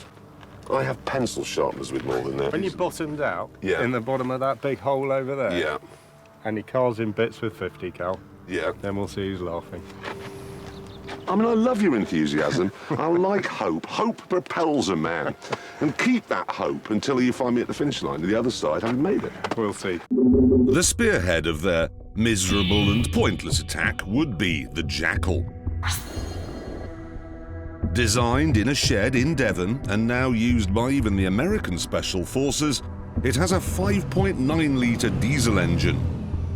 So it will do 90 miles an hour. Everywhere. It's clever too. The petrol tank is covered in a skin that forms a new layer over bullet holes.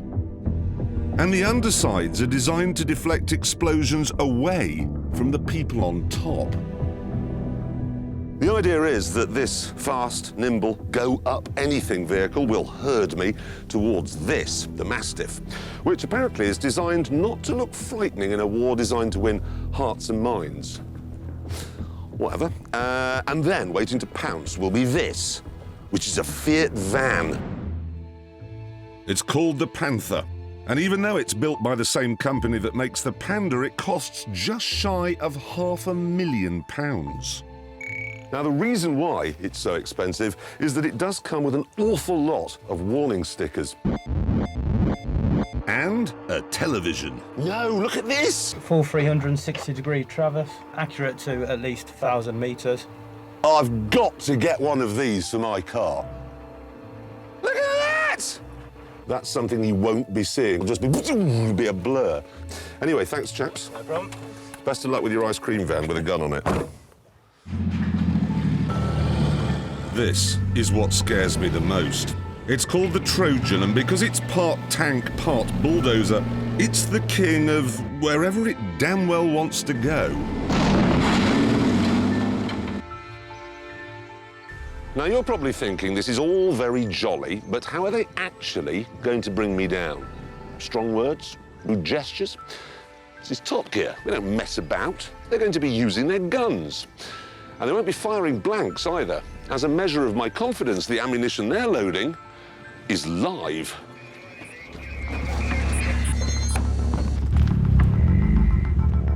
Right, active scent to diff on gravel.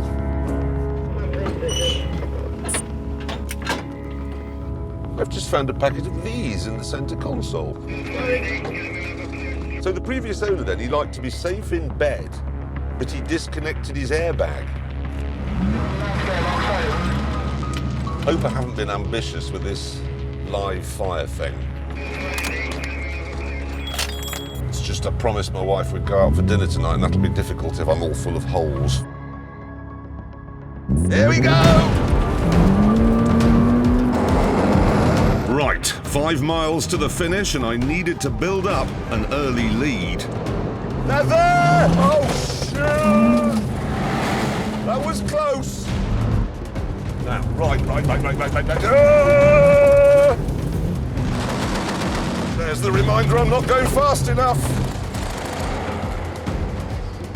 I'm doing 70 miles an hour, and that damn thing is right up my trumpet. But then the Evo girded its loins. Oh, there's the turbo boost. Live with this. The good thing is, at this speed, he can't fire his gun. Not without shooting every rambler in Dorset.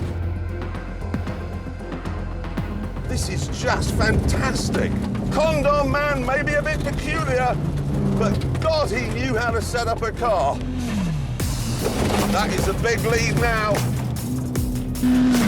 Oh, come on.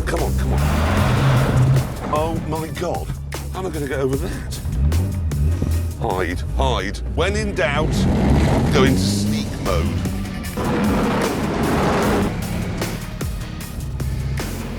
There's one there. They can't see me. It looks like they've got themselves a Titan. Basically a Challenger tank with the turret removed and the machine on top. They can span a 24-metre gorge in 90 seconds. So he's building that so they can get from one side of the playing field to the other. So he won't be expecting this. Here we go! It's a beautiful bridge. Go, go, go! I was now halfway to the finish, but they were back on my tail.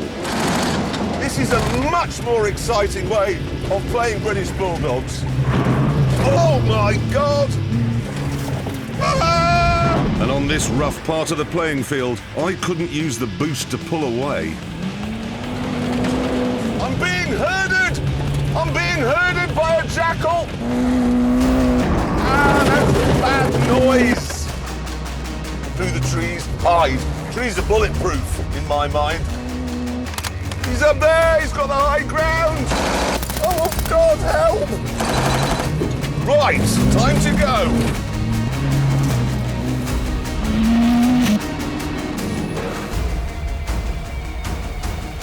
Lady Luck then put a minefield between me and them. Answer if you move up into Overwatch, over. 1-0 now position, out.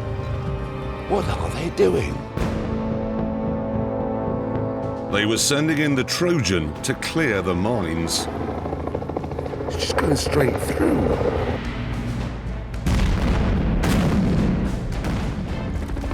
See that Jag there? It's the last person to play British Bulldogs with the army. Wrong car.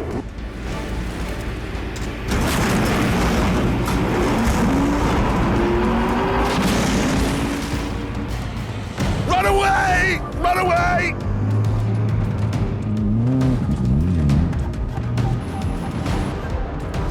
I'm starting to think I might not win this.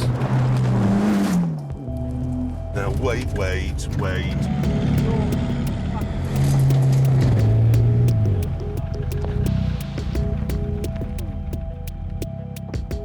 Oh, this is perfect. I'm coming up behind the Trojan. Oh. What I'm doing now is genius. I'm using the Trojan as a shield. And even if they do see me, there's nothing they can do about it because the gun is on the other side. What's that noise? What are you doing? What are you doing? Stop it! You're spoiling it! Eventually he did put me down, but the car was a wreck. And that, it seemed, was that.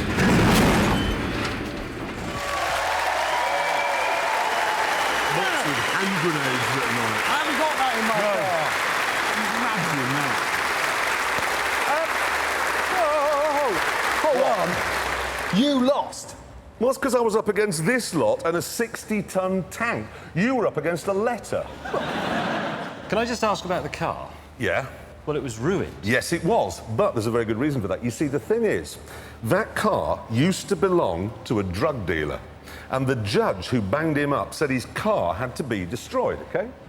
And I thought, rather than let the police put it in a crusher, why don't I give it a heroic fighting chance? So the bloke who used to own that car... Yeah, Condom Man. Yeah, he was watching that, probably in his prison cell, on the telly, thinking, that's my car! Yep, and it gets worse. How can it get worse? Because it was only damaged. There's 1.5 miles still to go. The game's still on.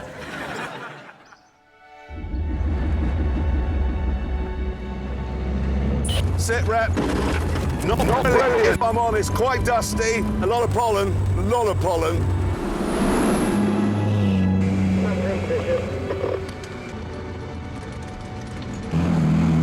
Come on! Now I'm no longer bulletproof. Come on! Come on! Come on!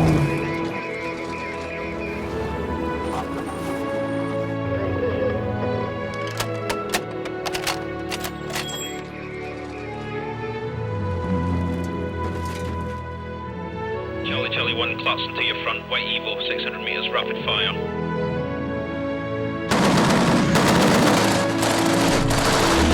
shooting again!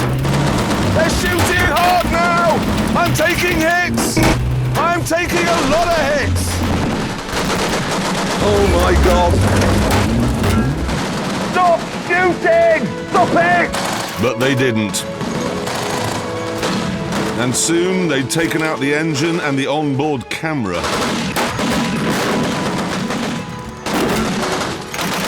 You set fire to Dorset with your tracer! Stop it! Then their tracer rounds set fire to the car as well. We'll call it a draw! They seemed happy with that.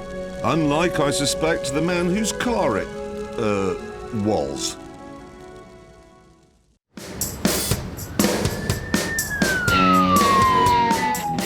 Before being allowed on the road, each of our cars had to face a government inspection to make sure they were road legal.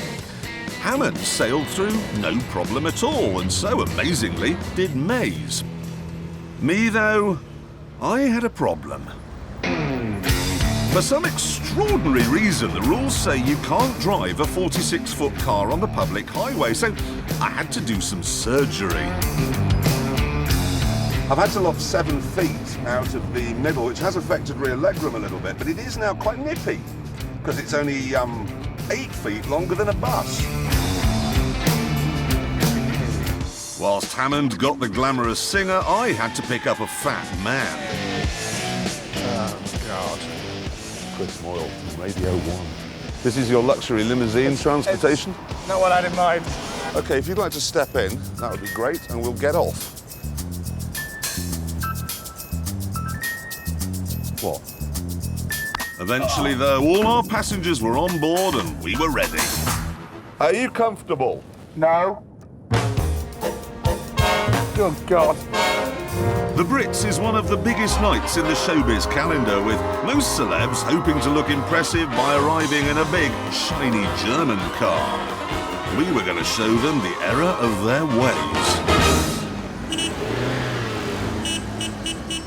It's better than an Audi. This will get you noticed. Look what happened to Dave Lee Travis. He's on 3 counties radio now because he didn't think to use cars like this for going to awards ceremony.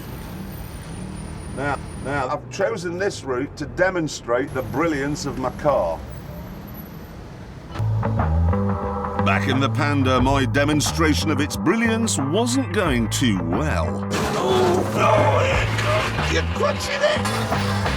Oh! It's still standing! Exactly, there's nothing wrong with it. Shush, we can edit that bit out. Chris had yet to appreciate the Panda's brilliance. That is a catastrophe that's just happened now. Is that car behind me very close? Yes. To distract Chris from the fact that we were almost constantly stuck, I engaged him in some musical small talk. I once went to Earl's Court in 1976, saw Bad Company there. Simon Kirk, he did a drum solo like you wouldn't believe. By this stage, Moyles was hungry and thirsty, and because I hadn't thought to include any onboard catering, he'd been shopping for supplies.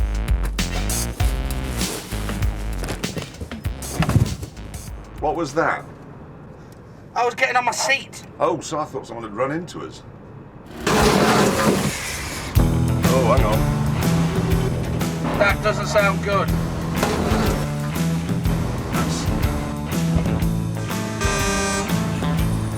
Oh, sorry. Road closed. I'm going to go right. And then it got worse. That's not gone well, has it? Where are you going? You're going that way. Right. Sorry. The bus couldn't back up and I was stuck on a double mini roundabout. I can't make this turn, Chris, at all. No, where are you going? Oh, sorry. Thank you. There, we're clear. Right. Earl's Court was now just minutes away. What was that noise? Jeremy, how you doing? Not well. It's what? It's in 2 pieces on the Lily Road. It's broken in half. I'm sorry not to be more supportive. Sorry, Chris.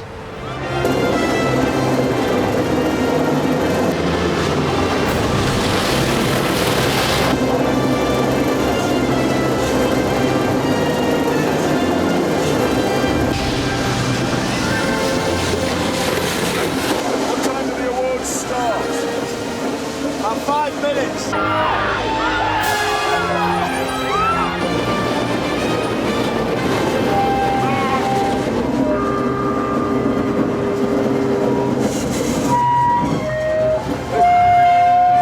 That's the end of the meeting. Oh! Wait. Right. Dignity, Okay. your arrival. Dignity, yeah. Dignity. Right. So, Moyles was happy, but Hammond wasn't. You cheated! You finished with half a car. You're supposed to finish with a stretch. I got the man here. It's 7 a.m. And this is a good time to start, partly because the roads are quiet, and partly because this is a good time for filling up with fuel. You see, in a morning when it's cold, and it is very cold this morning, fuel is more dense than it is on a hot afternoon, so you're getting a little bit more for your money. One thing though, don't, whatever you do, forget to take any unnecessary weight out of the boot.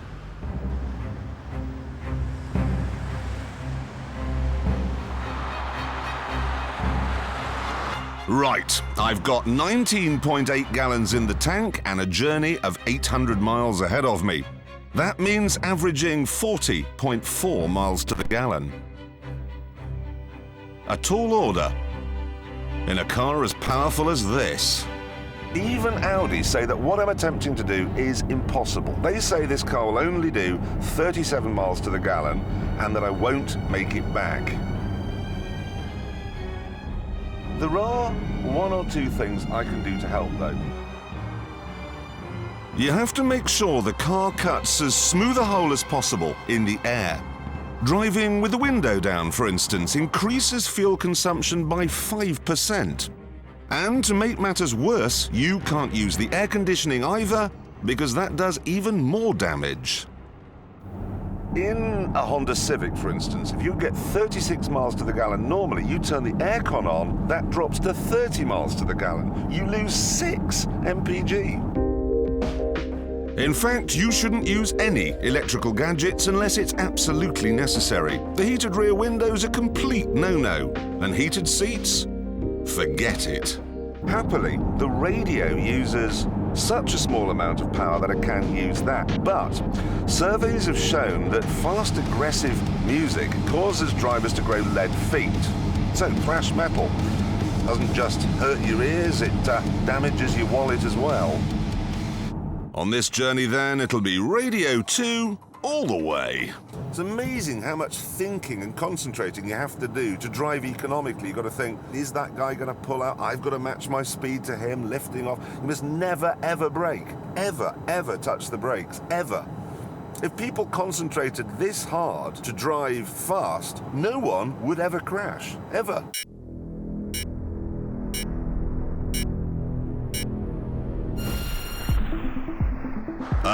This is the northeast, where there are many hills, and hills are a big problem for the economy-minded motorist. The trick is to build up speed before you get to an incline and then try not to accelerate when you're on it. So, thrash metal for going down a hill, and then the carpenters for going up the other side. Reach the crest and off, and I've still only done 39 miles to the gallon. What more do you want from me? 6 hours on the road. I think I do want a wee. But I can't stop because that would mean starting the engine again, and starting an engine uses a load of fuel. So, New York taxi driver trick, and you're not allowed to watch. Now, if I'd come to Edinburgh in a petrol-powered Audi A8, I'd need to find a filling station. But thanks to the diesel engine in this one, I don't. The thing is, though, it might not need a drink, but I do. So I think I'll find somewhere to stay, and we'll pick this up again in the morning.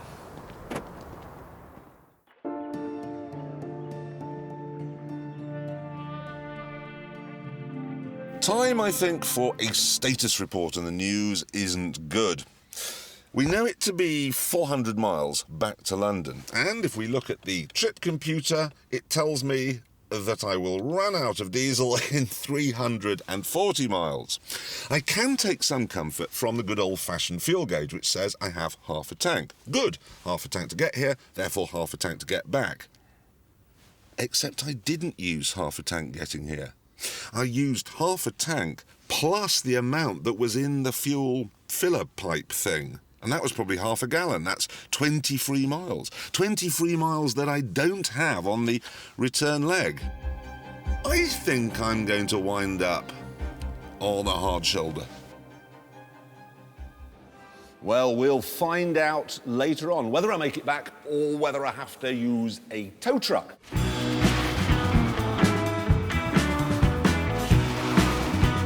This is what I settled for. A Mark I Rolls-Royce Silver Shadow from 1976. It had to be a 70s Rolls, really, since Chipping Norton was where a whole bunch of 70s rock stars recorded their albums. That hotel there, the Crown and Cushion, that used to belong to Keith Moon from The Who. And he was a big fan of Rolls-Royces. He painted his Lilac. Now today, as I'm sure you know, you can buy a decent roller for as little as £8,000. That said, though, it won't be cheap to run. Brakes, for instance, are £4,000 to replace, and the linings are notoriously dodgy. But even so, this is a hell of a lot of car for a tiny dribble of money. I mean, that radiator grille was made entirely by hand. The windscreen was polished using the sort of powdered pumice normally used in the production of optical lenses. The leather for the seats is only taken from cows from countries with no barbed wire, so they couldn't nick their hides.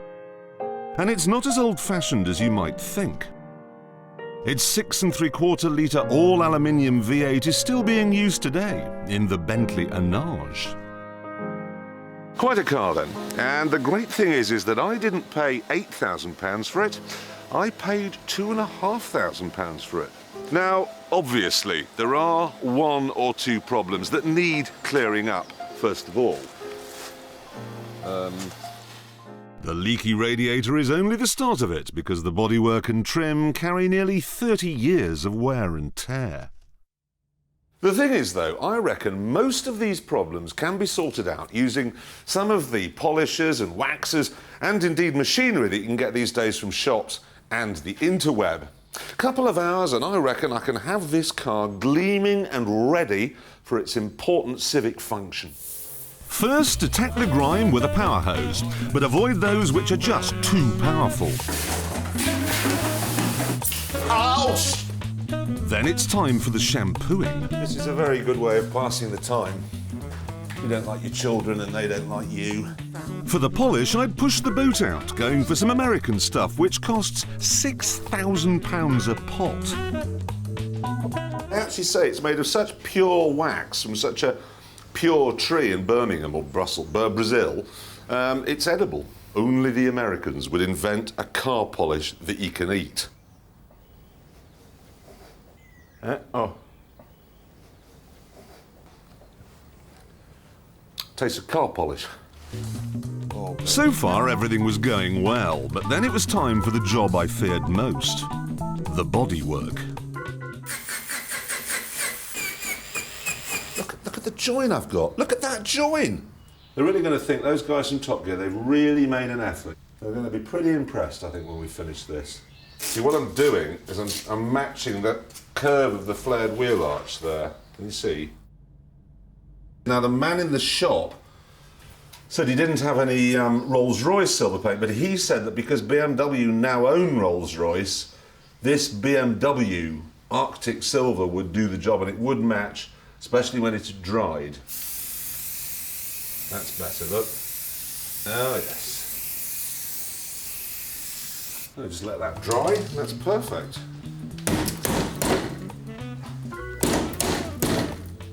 For bodywork stuff like this, don't do it yourself, actually, because not everyone is as professional as I am. You might come across a cowboy, someone who doesn't take pride in his work. With that job well under control, it was time to inspect my paint job. The man in the shop was adamant that this paint would match. Right, it's not... With the rolls now looking different, it was time to get myself ready. What do you think? Sadly, this is the only tie I have, and I know it's not particularly contemporary, but the car, the suit, it's a good package. Good enough, I hoped, for the ribbon-cutting ceremony. I really do feel like, you know, I'm putting something back here into the community. It gives me a warm feeling. I'm feeling really excited about today. I mean, this is the end of years of hard work, and it's bringing the pool back to the community. Lots of volunteers, steam cleaning the pool, creosoting fences, all of those sort of things, so a tremendous amount of hard work. It's for the children mostly of Chipping Norton. Well, we're obviously very excited that Jeremy's coming along to open the pool for us today. I actually do watch him on TV, you know. Yeah, it's a shame about the weather, not as many people have turned out as we'd hoped, but no, we're hopeful that not much else can go wrong. It's just great that he's the one who's going to be able to cut the ribbon today.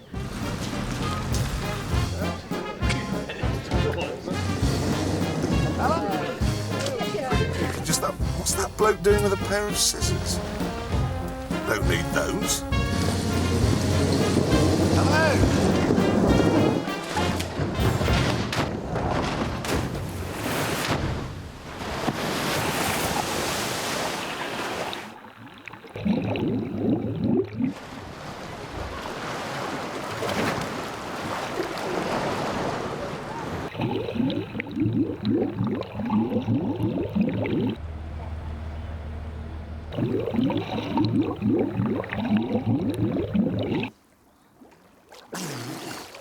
Oh, yes. Oh, yes. Oh.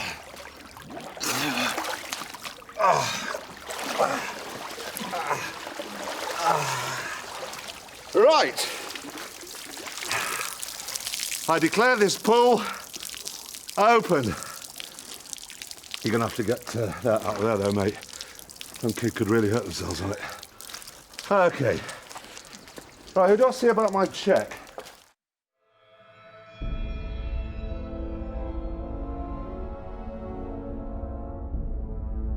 This is the Nürburgring in Germany, the longest and most terrifying racetrack in the world. It twists and turns for 13 miles through the Eiffel Mountains. It's so vast that entire villages nestle in its midst.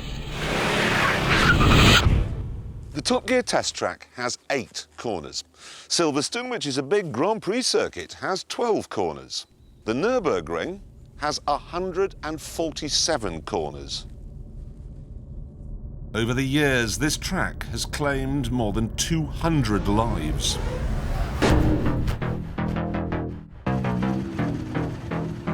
Despite this, though, anyone can drive round it. You roll up with your own car or bike, pay €14, and off you go. How many laps do you do a year? About 1,000. 1,000 laps? Yeah, come here every day. Because it's like a disease. It's like a disease that won't go away. You want to come back here and drive it like every weekend, every day. Even though you smashed your car to pieces? Yep. So how long do you think it would take me to learn my way around here? 50 laps, roughly, to know which way it goes. Yeah. And then the rest of your life to actually learn it. This chap, who is disabled and drove with hand controls, offered to show me round. Your car's too slow, man. If you really know the track, and you're a professional racing driver, and you have a Ferrari Enzo, you can get round here in around 8 minutes. Now, what I'm going to try and do is get the Jag Diesel round in 10 minutes. Doesn't sound like much, but I do have several problems, only one of which is the Aga under the bonnet. I don't know my way around this track at all. It's a complete mystery. It rained last night, so it's very slippery out there. And I'm afraid I was out last night with Johnny Vegas, so I'm not feeling all that fresh. To help me get my diesel round this place, I have a teacher, Sabine Schmitz. She was born in the village of Nürburgring and knows the track better than anyone else alive today. I'm so nervous. I have no idea where this track goes. At the moment it's quite easy. Okay, and now accelerate, accelerate, accelerate, Oh, it's a corner. accelerate! It's not really a corner. It's a huge corner! How many times have you been round this track? 15,000 laps, maybe. You're kidding. Yeah. Somebody's and there's a coming Golf up. coming. I know, yeah, I'm going to let him go. Turn in now. Now. Perfect. And you were how old when you first came round here? What? You were how old when you first 3 came years round? maybe. You were 3? Yeah. And now what? What now? I'm braking. Straight. Oh, God. Very good. Now stay left. Turn in. Ooh. Turn that bloody traction control off. You turn it off. No, really? Here's 2 meters here. Here's a cow. For God's sake, woman! Turn in. Stay left, left, left, left. What's that? I told you, stay left. I was ignoring you. I'm a man. I think it will be hard work to get you under 10 This is minutes. so... You don't think I can do 10 minutes? This is my first lap. It will take years. Don't brake so much. Is this the carousel? Yeah, now the carousel is coming. Turn in more later. Ugh. Your driving style is really funny. Why? Tell me what to do. Turn. No, don't brake. Oh, a girl overtook you. Have you seen that? Yeah, I'm not feeling proud. Finally, we came to the scaffold bridge, which is the finishing line. Okay, how quick was that, do you reckon? 15. Oh, come on! Yeah. And I have to average 78 miles an hour. Average 78. Average 78. Which is... I'm not entirely certain that's doable. Doable or not, it was time for my first solo flight. And just to fill me with a little more confidence, a timely reminder that I was tackling a killer. Here we go, look, ambulance. Can I have his spleen? Yes.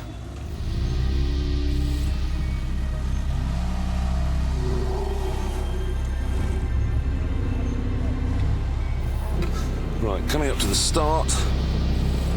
And ready, steady, go. My reporting skills immediately went to pieces. Everything was just a blur. I'd love to be able to give you some decent commentary here about what's going on, but I just don't know. I've got a bike up my chassis. Actually, whoa, God, that back keeps kicking out under braking. Feel a bit sick. Oh my God. I've got an average 78. I haven't even reached 78 at this point. I don't know where I am. I don't know what's happening. The track all looks the same. You never have any idea what's coming up next and what speed you should be going. When will it end? God. That's it. My time's up. It's beeping away now to tell me I've done the 10 minutes. 16 seconds over, 18 seconds, 20 seconds. Coming up to the bridge again. Coming out, ready to stop it, and 10:26. Absolutely everybody here was faster than me. Yes, that's true. Do you think I'm going to be able to get round in 10 minutes? No. Don't sugarcoat it like that. Tell me straight. You're not 100% talent-free, but 80%. 80% talent-free, right. Oh, that's the wrong gear. And I don't know where I am. God. Exactly. He's coming. God. My second lap was even slower, but I had a pretty good excuse all lined up for teacher. It's a nightmare. There was there was this tiger. Yeah? And it leapt out. And it was going for these school children, so I had to stop. I had to save the school children's life. Of course, you're probably thinking the slowness is all my fault, but actually, it was the cars. You see, diesels just don't work on racetracks. 206 brake horsepower, and all of it comes, of course, being a diesel in a great big lump. Oh, nothing. 206 horsepower, time for a gear change. All gone. And you're just always on the red line. It's just constant. It only revs up to 4,500. Half expecting in a minute to be overtaken by my mother and overtaken by everybody else. Brakes, very good for pulling up outside a butcher's shop to buy a nice pork chop. Not so good when you're hammering into ex-Moolah for 120 miles an hour. There we go, there's the beep. 8 seconds over. Here comes the bridge. 19, 20. I'm faster, I'm 6 seconds faster. Well, if I can keep doing that at this rate, by about February, I'll have this cracked. On that occasion, it was amazing. There was a whole elephant. They were out hunting for, you know... Yeah. But although the lap times were going in the right direction, my luck wasn't. Oh, God. Cocky. I'm going to overtake one of the home motorcyclists here. So get out of the way, sonny boy. God, this is quick. It is very quick now. 120. But then, as I was coming up to the famous Adnau Bridge... Whoa, we've got an accident. He's gone in. Oh, God, it's the disabled guy in the Z3. I hope he's okay. He was, but I wasn't. I just couldn't hook up one good lap, and it turned out I wasn't alone. I learnt it on a computer game on the Xbox, and it's what it didn't realise was the gradients, the bumps, the bits where you're getting the bars shaking because you think you're on a perfect straight bit of road, and you wind it on, and it's like, oh my God! It wasn't like that in the game. Because I brought a diesel to try and get around in 10 minutes, which...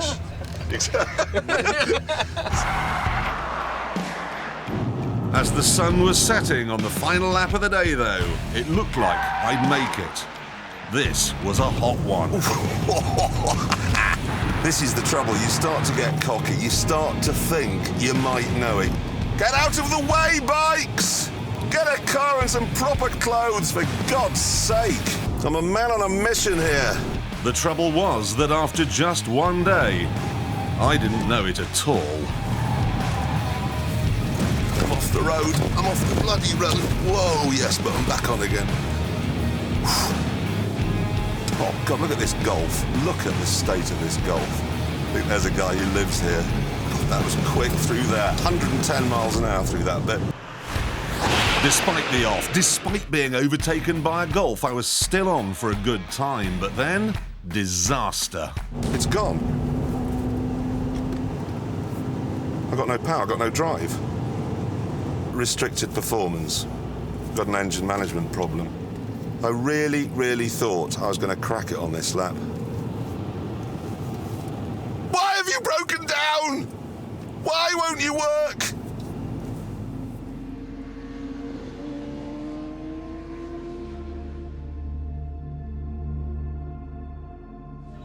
I don't want to sound like I'm making excuses here, but I didn't have the best of luck this afternoon, because on a couple of times when I think I could have broken the 10-minute barrier, someone had crashed through yellow flags, had to slow down. Then there was the time, I admit it was my fault, of changing to second gear at about 110 miles an hour, and that's why the engine went, "Ugh," and flicked into safety get you home mode. And I've got to do it. I've got to prove to Sabine that I can do this. So, I'm no more of that. Get thee behind me, juice of Johann Vegas. I'm going to study my map, I'm going to get an early night and a very, very early start tomorrow, and I'll be ready.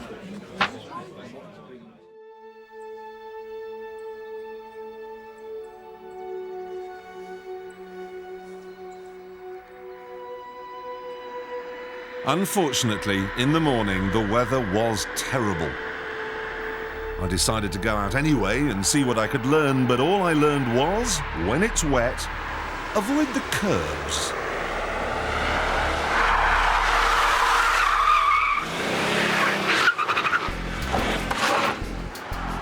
Soon, though, it dried out and I began once again to pick up speed. What? Brake. Turn in, clip the apex, let it run wide. I was feeling pretty good and felt sure that Sabine would be pleased with my progress as well. He looks a little bit lazy behind the steering wheel. Turn in late. Ah, too soon. Oh, damn and blast. Like he can do everything. He's the best driver the world has ever seen. The Michael Schumacher from Britain, maybe. But I think he isn't. Listen, love, Michael Schumacher doesn't use a diesel, whereas I am using a diesel and time is running out, so I've got to forget about being on the telly and go for it. Start the clock. This really is, I suppose, a bit like golf. Play it once and you're destined to spend the rest of your life fruitlessly chasing perfection. It's a disease I shall call ringworm, and I have it very, very badly. Out the way, I'm much quicker than you now. Look, that didn't cost too much time. Oh, missed it. I'm sure this corner's flat out. And this is it. Brake and then brake after the hill. Done it. Whoa, God. With 10 miles gone, there'd been no breakdowns, no accidents, so maybe, just maybe... Here we go. Whoa, losing the back a bit in. I went up to bit louder, lost his ears. Whoa, will I lose mine? I've never felt more alive than I am now. Yes, yes, yes, yes, yes. Bit of dust there. Now, first lap, I remember the beeper was going here in the mini carousel. As it is, I've got 30 seconds left, probably another, I don't know, 6 corners to go. None of which I can remember. From 120 miles an hour. Oh, come on, come on. No, there's the end. There's the end. 9, 8, 7, 6, 5, 4, 3, 2, 1. I did it! I did it! A 9:59! Yes! Yes! I did it! I did a 9:59! Where is Sabine?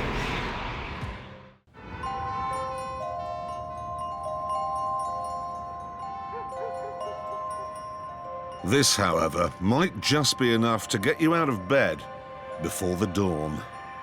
It's a special version of the AMG CLK. It's more powerful, it's more pumped up. They call it the Black.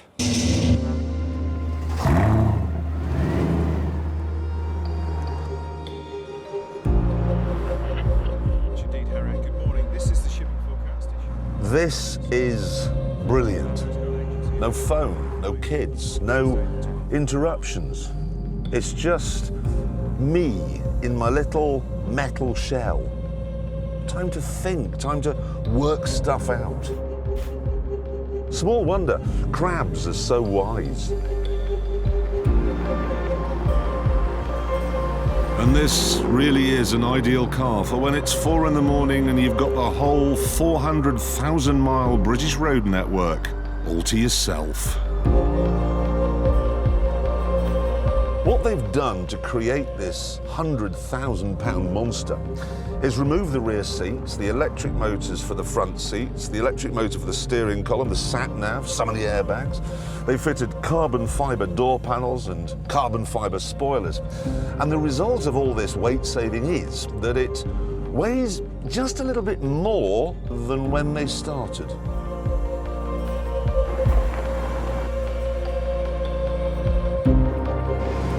That's because underneath it has a wider industrial strength rear axle. It has a differential made from a blend of lead and granite. It's a weapons grade car this, and it needs to be, to contain the fury of what's under the bonnet.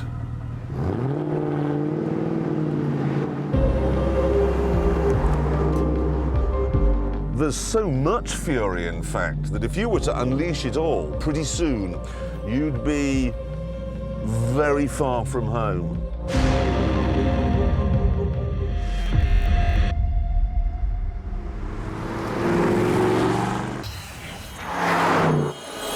They're used to monsters and dragons in this part of Wales.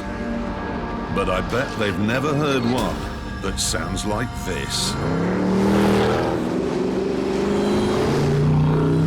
This thing really is the king of Cain.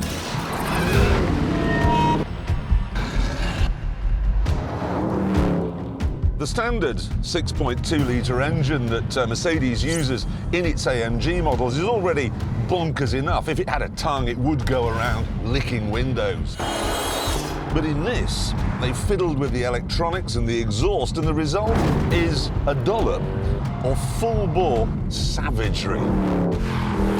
In fact, this car is so fast and so mad, it was even delivered with a warning letter from the people who made it. I've been road testing cars nearly 25 years now, and that has never happened before. But I've got it here, and it says, ensure the oil is warm before driving enthusiastically. Well, it will be now. The car is savage. It's very aggressive and racy in its setup. This is Mercedes themselves. On anything other than dry roads, it is extremely lively.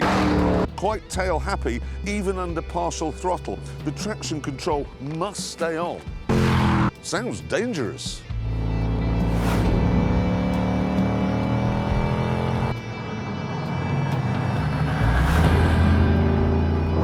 It isn't dangerous, though. It's just incredibly good fun.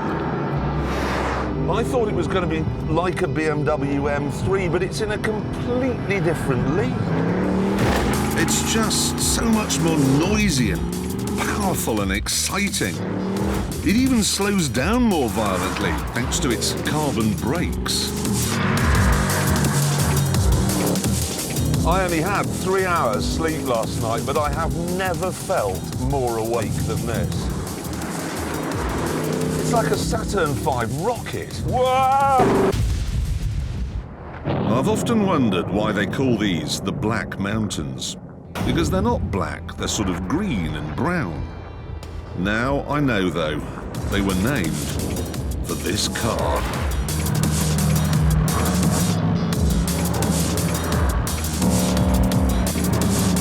Hurry up, sunshine. Here we go.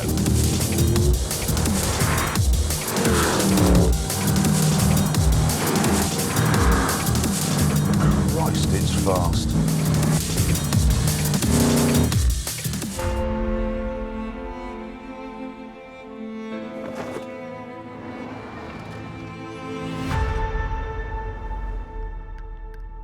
Don't get me wrong, though. That is not a racing car with number plates. It's not super stiff, super taut, set up for the track. Because if it was, I'd be sitting here now with blood pouring out of my ears and a smashed skeleton thinking, oh, why did I go for a drive? Why didn't I just get up and play table tennis?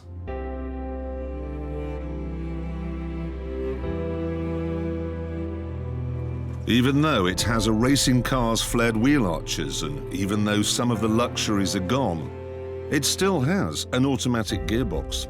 It's still got cruise control and air conditioning. It's still totally civilized. Which means you can sit back and indulge yourself in what this show's all about. The absolute joy of driving a great car on a great road.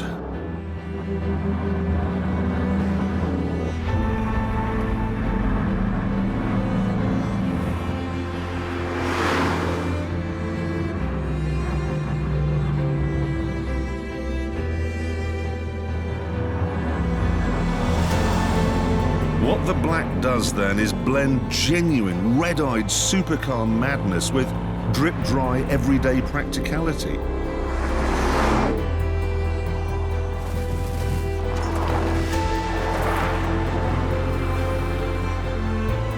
I'm completely in love with it. The only thing that's stopping me from ploughing on is that. I've run out of British Isles.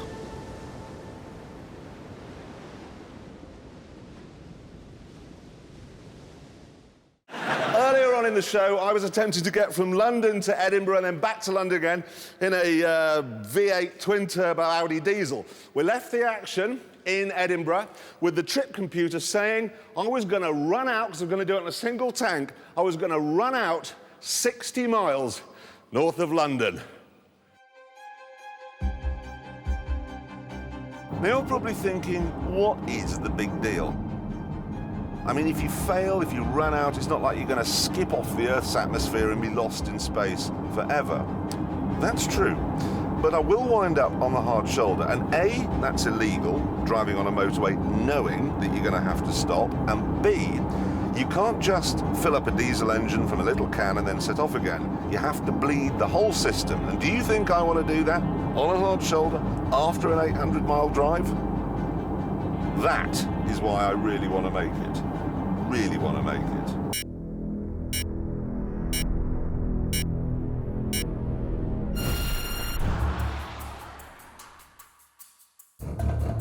I can't see where I'm going, and I can't turn my heater on because I have no amps. I'm so cold. This is dangerous. I have to turn my heater on. Oh, that's so nice. But powering up the heater to demist the windows played havoc with the re-entry procedure.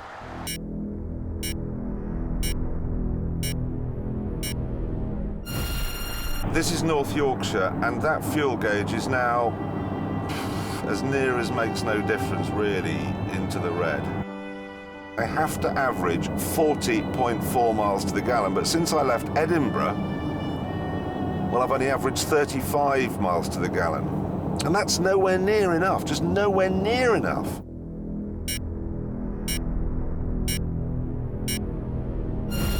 The fuel warning light is on. It's on as I go past Nottingham. So, Nottingham to London on reserve fuel. That's going to be interesting. At no point on this journey, and I've now been on the move for 15 hours and 17 minutes, have I exceeded 1,200 RPM, basically tick over. This engine must be thinking, what has bought the car? It must be the manager of a mattress company.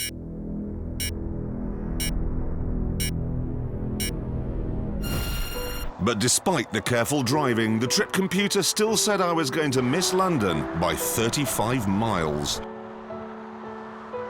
Remember that scene in Apollo 13? Jim Lovell, Fred Hayes, the other one, in their little capsule, freezing cold, only got 12 amps to get back. Gotta shut the computer down. Gotta shut it all down. Shut it down now! We've never lost a Top Gear presenter on a mission. It's not about to happen on my watch. Except, of course, I think it probably is going to happen on my watch.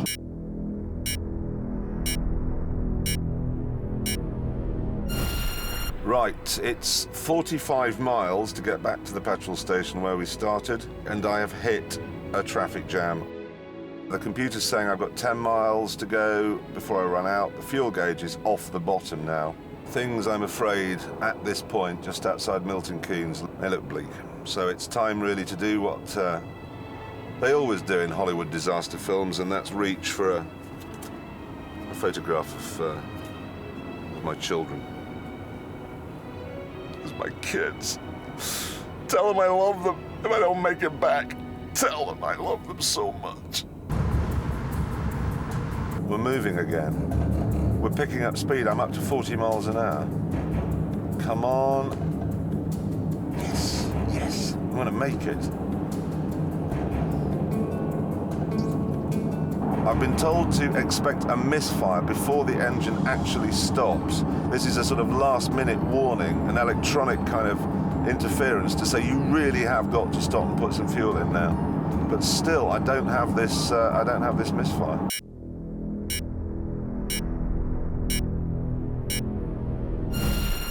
That's it. The computer is now saying no miles. No miles to go.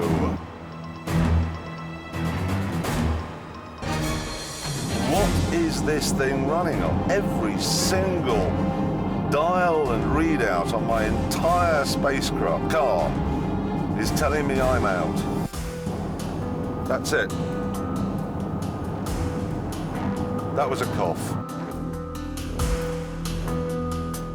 It keeps just coughing and then being okay again. I wonder if Audi know that they have inadvertently built the world's first air-powered engine. What is it running on?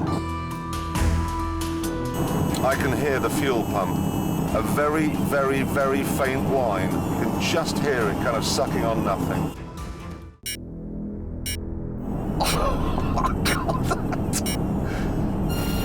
I will feel if I can make it back. I will feel as though, I know it sounds ridiculous, as though this was a worthwhile thing. I mean, I've learned to drive quickly, now I've learned to drive slowly. Come on, come on! I really can't break down here, not in a contraflow. I would sack myself from motoring journalism if that were to happen. 1 mile to the end of the motorway. 1 mile. Damn, I can almost coast that. Come on! Come on, come on! I've honestly got like a tight knot in my stomach that I might just conceivably do this. That's not a red light. It is a red light for us.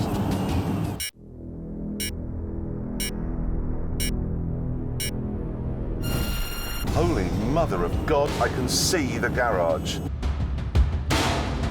Talking yards now, yards to go. This is the garage I filled up at yesterday morning.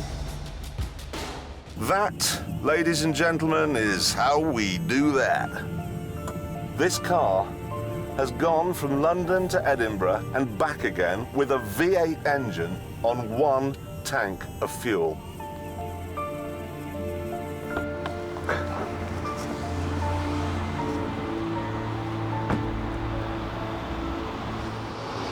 I am absolutely lost for words.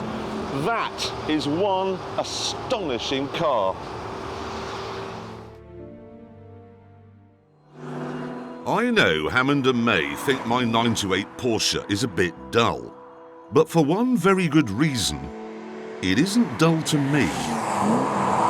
You see, back in 1994, I was living in London. I got a call one evening from my mum to say that my dad was desperately ill in a hospital in Sheffield and I needed to get there as quickly as possible.